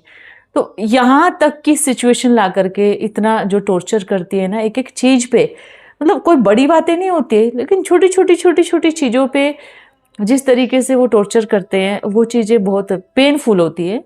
मैं आपको बताऊँ, वो जो दर्दनाक चीज़ें होती है। फिर घर में जाओ, अब आपने इतने साल सेंटर पे दिए, इतनी सेवा की, निस्वार्थ सेवा की, आपने कोई उम्मीद नहीं रखी, किसी भी चीज़ की कोई इच्छा नहीं रखी, आपने घर में जो भी घर में मिला। मेरे साथ क्या होता था कि मुझे मतलब हमें एक चीज़ सिखाई जाती है कि घर से अगर माँ बाप आपको 10 रुपये भी देते हैं ना, तो आपको सीधा बड़ी बहन को लाके देना है, मतलब जो भी, अब जितनी बार घर पे जाते थे माँ बाप कुछ ना कुछ तो देते ही थे, कुछ भी चीजें देते थे, तो हम सबका सब कुछ घर पे लाके देते थे। अपने पास कभी भी एक रुपया तक नहीं रखा। तो अब कुछ चीज लेनी होती थी तो उस टाइम बोलते थे हमें कि आपका जो खर्चा है ना 5 साल तक आपके घर वाले उठाएंगे। आपको समझ में आ रहा है? मतलब जब आप 5 साल तक वहां करो और आपका जो खर्चा खर्चा है वो आपके घर वाले ही उठाएंगे। मतलब 5 साल तक आपको वो जो परमानेंट करने का जो सिस्टम होता है, जैसे कंपनियों में होता है, हाँ जी, हाँ जी। कि आप इतने साल नौकरी करोगे तो फिर आपको परमानेंट किया जाएगा। तो वो जब 5 साल का पीरियड वहां रहता है कि उसके बाद उनको परमानेंट करते हैं। तो जब तक आप पूरा 24 घंटे सेवा वहां करो, हाँ। और अगर आपको दवाई की जरूरत है, कुछ भी जरूरत है, तो फिर आप घर से लेना पड़ेगा। मतलब आपको कपड़े, जूते, चप्पल जो भी है घर से आपको लेना पड़ेगा। ये चीज है कि 5 साल तक आपको यहाँ से कुछ नहीं मिलने वाला। और जो कोई मिलता भी है ना, तो अपनी जो दूसरी बहन है जो उनकी यूज की चीजें नहीं होती वो हमें मिल जाती है। मतलब हम उसको उन चीजों को यूज करते हैं। तो ये चीजें देखी जाती। और अगर इन 5 सालों में आपकी एक भी शिकायत आई तो आपको परमानेंटली नहीं किया जाएगा। फिर 5 साल करना पड़ेगा। नहीं, फिर तो चलते रहो आप ऐसे ही, मतलब समर्पित नहीं हो आप, चलते रहो बस ऐसे ही। आपको कोई बैज नहीं मिलेगा, सेंटर का कोई मतलब टीचर का कोई सर्टिफिकेट नहीं मिलेगा। तो इतने साल हमने, मतलब छोटी सी गलती क्या होती है, अगर आपने दीदी को कुछ ऐसी चीज बोल दी या ऐसे, तो वही चीज वो गलती मानी जाएगी। आपने किसी से ओम नमः ओम शांति कर ली तो भी मिस्टेक में माना जाएगा, किसी भाई से इस तरीके से। सुना है कि ब्रह्मा बाबा जो दादियों को एकदम राजकुमारियों की तरह रखते थे, तो और राजकुमारी की तरह जो छोड़ो, पर एक नॉर्मल घर की बेटी की तरह भी ऐसा बिहेव वहाँ पे थोड़ा सा नहीं होता है कि जैसे नॉर्मल घर में एक बेटी को रखा जाता है, जैसे एक सासू अपनी बहू को बेटी की तरह रखती है, माँ अपनी बेटी को रखती है, उस तरह से वो बिहेव नहीं होता। नहीं, मुझे आज मैं अपना अनुभव बताती हूँ। मुझे कैसी फीलिंग है, जैसे कंपनी होती है और कंपनी में बहुत सारे वर्कर होते हैं, मिस्टेक हुई तो आप जाओ, मतलब आपका जो फीलिंग होती है ना, एक जो रिश्ता होता है ना हमारा, वो आंतरिक रिश्ता नहीं है। एक कंपनी में बहुत सारे वर्कर हैं, वो सब काम कर रहे हैं, जो छोटे लेवल पे काम कर रहे हैं। आपकी मिस्टेक होगी तो आपको निकाला जाएगा। जैसे बॉस को अच्छे से आप वो करो, उसको हाँ, कन्विंस करके रखो तो रखेंगे, तो ठीक है। सेंटर के जो इंचार्ज है उनको अगर आप हाँ, अच्छे से रखो, उनकी मालिश करो, सब बस तो बहुत अच्छा है। फिर नहीं तो फिर आपको सीधा ये करते। तो इसमें मुझे एक चीज समझ में आई कि इसमें जो परिवार की जो फीलिंग है, जैसे कि एक माँ से आती है कि मेरी माँ है, परिवार है, हाँ, वो वाली फीलिंग नहीं है। जैसे कि माँ है, माँ को भले वो मारेगी भी ना तो भी उसके साथ हमारा एक रिश्ता जुड़ा हुआ है। पिता है, पिता कुछ भी बोलेगा ना तो उसके साथ एक हमारी फीलिंग जुड़ी हुई है, क्योंकि तो वो आपको डांट लगाते हैं, साथ में प्रेम भी करते हैं। पर वहां पे उल्टा है, वहां पे एक ऐसा है कि आप किसी के घर नौकरी, मतलब किसी के वहां पे नौकरी करने गए हो और आपका सिर्फ वो नौकरी वाला रिलेशन है, आपका फैमिली वाला रिलेशन नहीं है। तो मैंने अपनी लाइफ में ये चीजें अनुभव की है कि आपको वो बहुत प्यार से निकालेंगे। मतलब ऐसा नहीं है कि भाई हाँ आप रिक्वेस्ट कर लो कि मैं ऐसे नहीं करूंगी, नहीं, उनका फाइनल डिसीजन होता है। और डिसीजन भी क्या होता है आपको मैं बताऊं, ऐसी ऐसी चीजें लिखत में लेते हैं वो लोग, मतलब ऐसी ऐसी चीजें लिखत में लेते हैं कि आप लिख के दो कि आपने ये मिस्टेक की है तभी आपको यहाँ पे रखा जाएगा। मतलब आपको मिस्टेक उनके हिसाब से लिखनी है, आपकी फीलिंग की कोई वैल्यू नहीं है, आपकी फीलिंग की कोई कदर नहीं है। आपको उनके हिसाब से वो लेटर बनाना है कि आपका इसके साथ वो था, उसके साथ ऐसा था, इसके साथ वैसा था। आपको उनके हिसाब से लेटर लिखना है। मेरे को जब लेटर लिखने के लिए बोला गया, मैंने ऐसे बोला, भाई साहब मैंने ये चीज़ नहीं की। नहीं, अगर आपको रहना है तो बहन ये लिखना ही पड़ेगा आपको। आप मैं भरोसा नहीं करोगे, मेरी आंखों से आंसू निकल रहे हैं, लेटर पे गिर रहे हैं और मैं लिख रही हूँ। क्यों? क्योंकि मुझे घर नहीं जाना था, मुझे वहीं रहना था, क्योंकि मेरे पास ऑप्शन नहीं था। लड़ करके आप इधर मैं झगड़ा करके आई हूँ, घर वालों को बोल के आई हूँ, तो मैं कहाँ जाऊंगी। मैं रो करके मेरी आंखों से आंसू निकल रहे थे उस टाइम, जिस टाइम मैं लेटर लिख रही थी। तो यहाँ तक माइंड को इतना ऐसे इस तरीके से टॉर्चर करते हैं।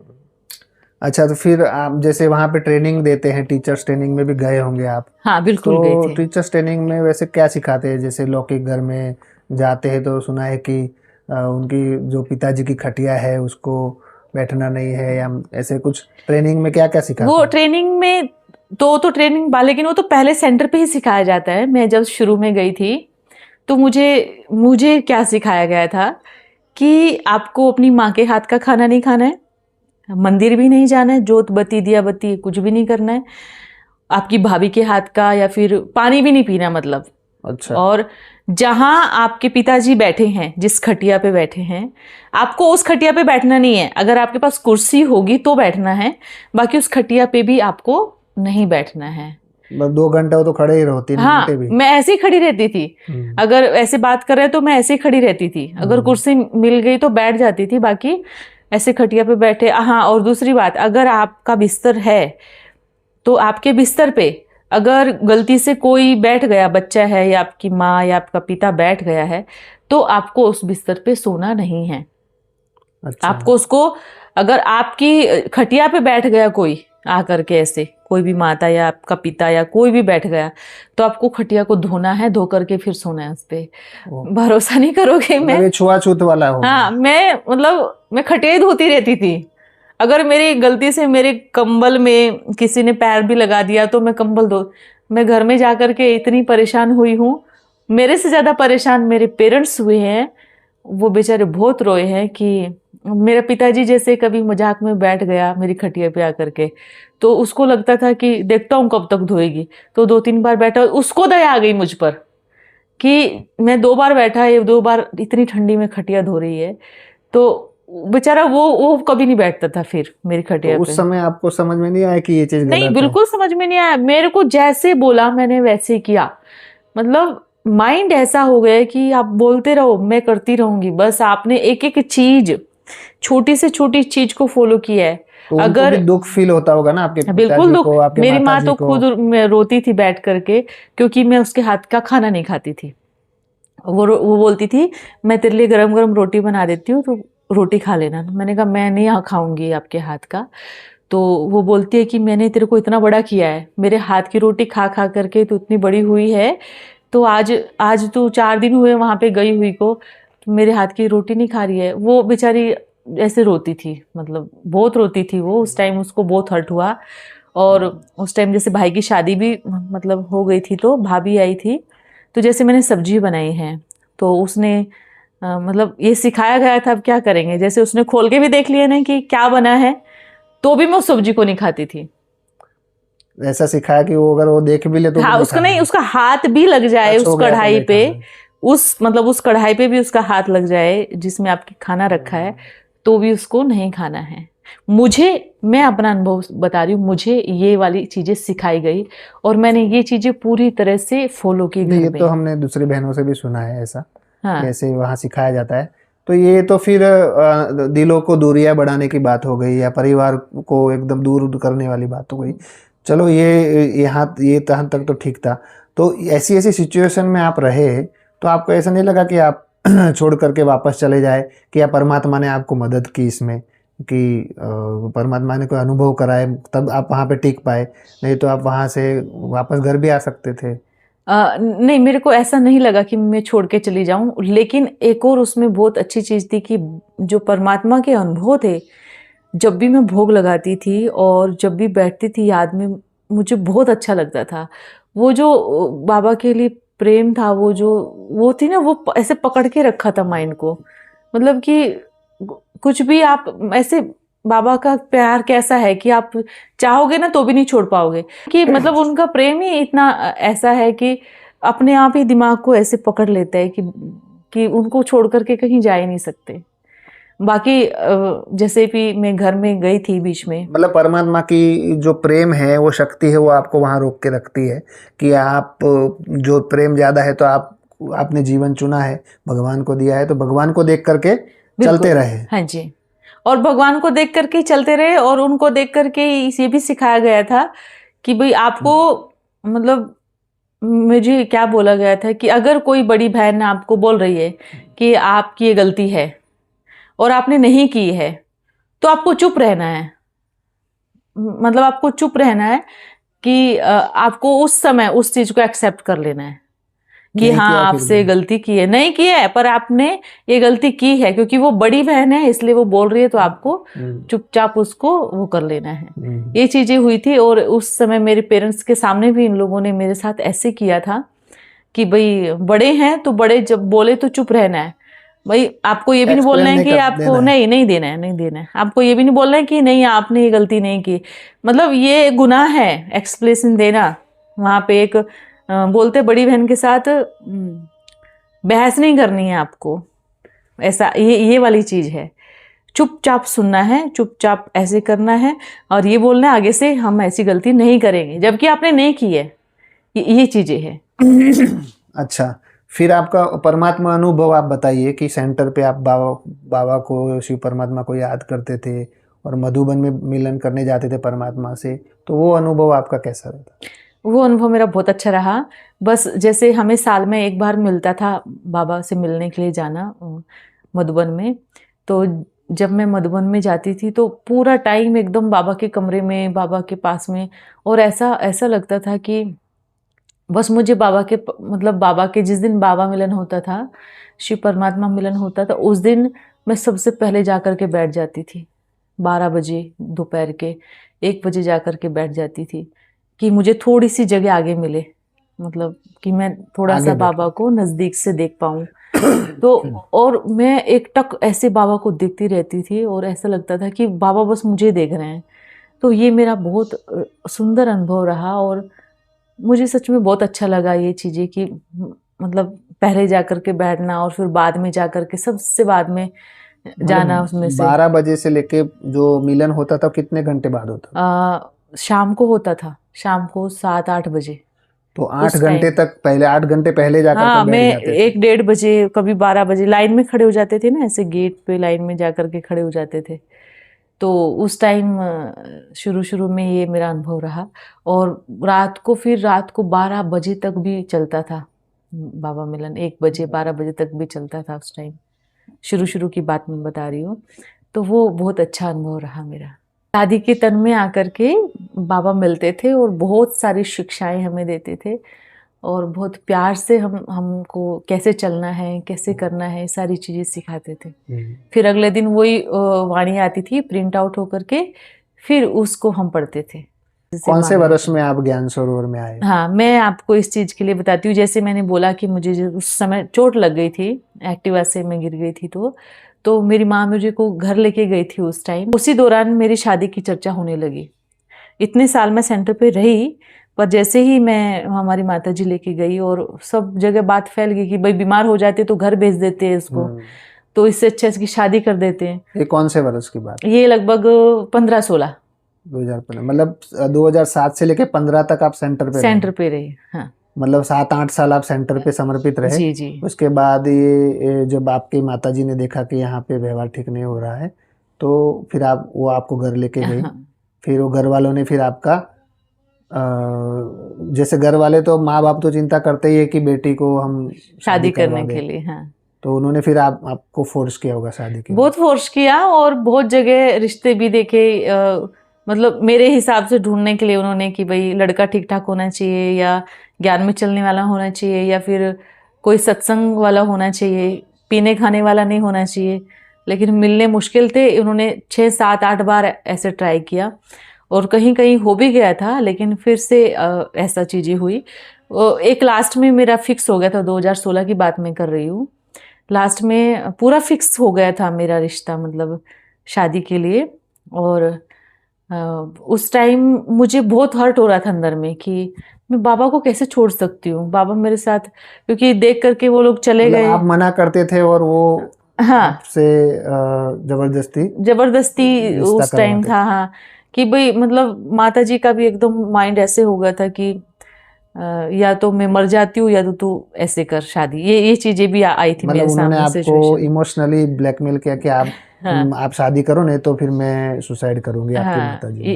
ये चीजें भी हो गई थी। और फिर उस टाइम मैं चुप रही और बस उस टाइम वो मेरा लास्ट वो था कि भाई अभी फाइनल था। और 15 दिन के बाद फिक्स था, शादी फिक्स थी, सब कुछ हो गया था एकदम ऑलमोस्ट।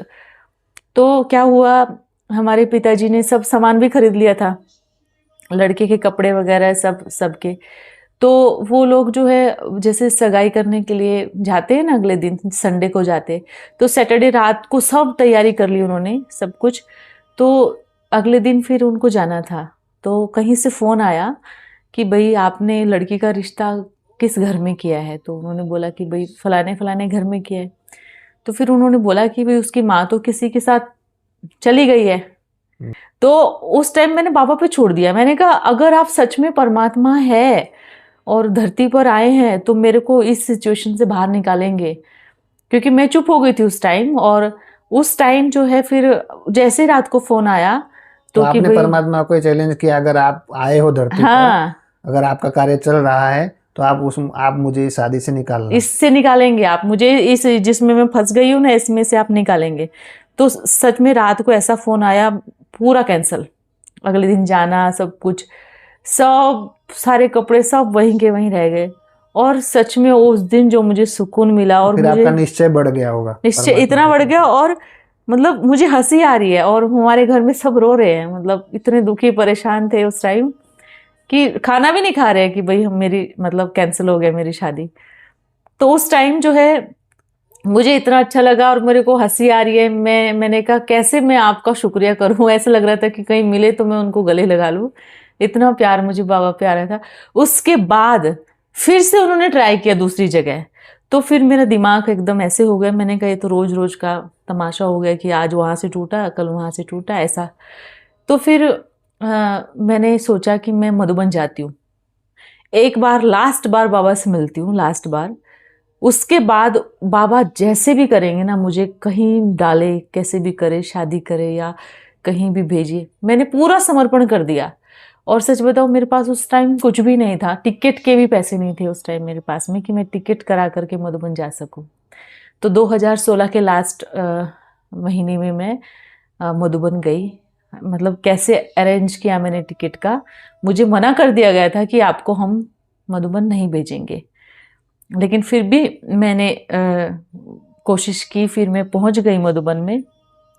उसके बीच का भी बहुत सारी चीज़ें हुई थी, बहस हुई थी सेंटर को से लेकर के कि आपको नहीं जाने देंगे। तो मैं गई वहाँ, मैंने बाबा मिलन किया, और बाबा मिलन करके फिर मैं ज्ञान सरोवर में गई।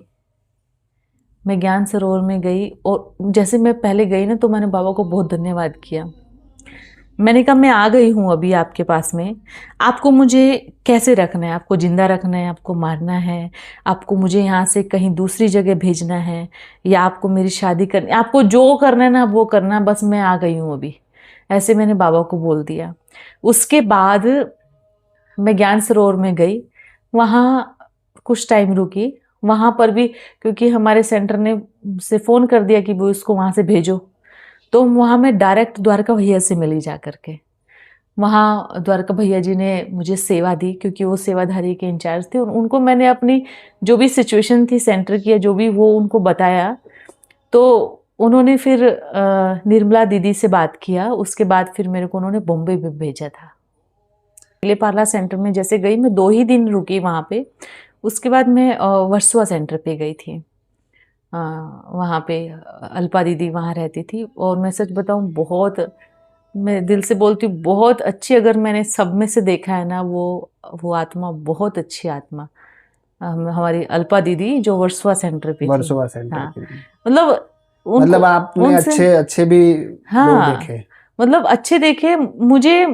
देखो इतने सारी बहनों के साथ मैं रही हूँ, पर जो उनकी पालना और जो उनका प्रेम था ना, वो एक वो वाली फीलिंग देता था कि हाँ ये मेरी है, मतलब हमारे अपने हैं। हाँ, अपनेपन की। तो वो वाली फीलिंग उससे मुझे मिली। तो उन दीदी का तो मैं दिल से सच में धन्यवाद करूंगी, क्योंकि वो बहुत मेरे लिए तो एक बहुत अच्छी आत्मा है वो, और उन्होंने बहुत अच्छी पालना दी और बहुत अच्छी तरीके से उन्होंने शिक्षाएं भी दी। मैं सभी को मैसेज दूंगी, जैसे बाबा ने नींव रखी, ओम, सब ओम की ध्वनि करते थे शुरुआत में ओम मंडली में। तो बस मैं यही कहूँगी सबको, ये मैसेज है कि ओम का उच्चारण सभी करें, अपने घर में बैठ करके या कहीं पर भी। किसी का मतलब ध्यान नहीं लगता है, ये अलग बात है, लेकिन ओम की ध्वनि, बाबा ने जो बोला है कि ओम एक ऐसी पावर है कि जो हमारे मन को पूरी तरह से बाबा में जोड़ देती है। तो आप सभी अपने अपने घरों में बैठ कर के या कहीं पर भी जा कर के ओम की ध्वनि जरूर करें। बाबा ने जो मैसेज दिया, बाबा की श्रीमत प्रमाण चले, क्योंकि देखो श्रीमत क्या बोलती है, हर एक आत्मा का अपना अपना पार्ट है। सब लोग मुरली में बोलते हैं, बाबा भी बोलते हैं मुरली में, और हम तो उसके बच्चे हैं, तो हम सब कोई अपना अपना पार्ट प्ले कर रहे हैं। आप लोग भी अपना पार्ट प्ले करो, दुनिया वाले भी अपना रोल प्ले कर रहे हैं, हम लोग भी अपना रोल प्ले कर रहे हैं। कोई गलत नहीं है इस दुनिया में, सब अपना अपना रोल प्ले कर रहे हैं। कोई विलेन है तो वो अपना रोल प्ले कर रहे हैं, माँ बाप है तो वो अपना रोल प्ले कर रहे हैं, हीरो हीरोइन अपना रोल प्ले कर रहे हैं। तो आप किसी के भी रोल को हम गलत नहीं बोल सकते। बाकी हाँ, गलत वो है जो किसी को दुख देता है, जो किसी को परेशान करता है, गलत वो है। क्योंकि इस ड्रामा में ये गलती है कि आप किसी को भी तकलीफ देना, किसी को भी दुख देना, किसी को भी टॉर्चर करना, किसी को भी परेशान करना, और इतना हद तक टॉर्चर करना कि वो सुसाइड करने तक सोच ले। तो ये चीज़ें प्लीज़ ना करें। तो इसमें अगर आपको लगता है कि बाबा ने हमें ज्ञान दिया है, तो सभी का रोल अपना अपना है। तो बस ना दुख देना है और ना दुख लेना है, ये बाबा का स्लोगन है। ना दुख दो ना दुख लो। तो सभी अपने आप को भी चेक कर ले, हम लोग भी अपने आप को चेक करते हैं कि हमारे द्वारा किसी को दुख तो नहीं पहुंचता। तो बस यही सबसे मेरी प्रार्थना है, ओम की ध्वनि करो। और वंदे मातरम का जो गीत है, बाबा ने कब से बोला है, भारत माता, भारत माता, देखो कब से बाबा ने ये चीज़ बोली है, भारत माता की जय, है ना। भारत माता के लिए बाबा ने कितने समय से ये चीज़ बोल रहे हैं। देखो आज संपूर्ण वंदे मातरम सरकार की तरफ से भी आया है कि भाई भारत की महिमा, भारत माँ की महिमा करते हैं। और ओम की ध्वनि भी अभी नरेंद्र मोदी जी ने अपने सोमनाथ के मंदिर में कराई थी, वो भी हो गई है। तो ये चीज़ें सभी अपने ध्यान में रखें और सभी बाबा को अच्छे से याद करें। ओम नमः शिवाय।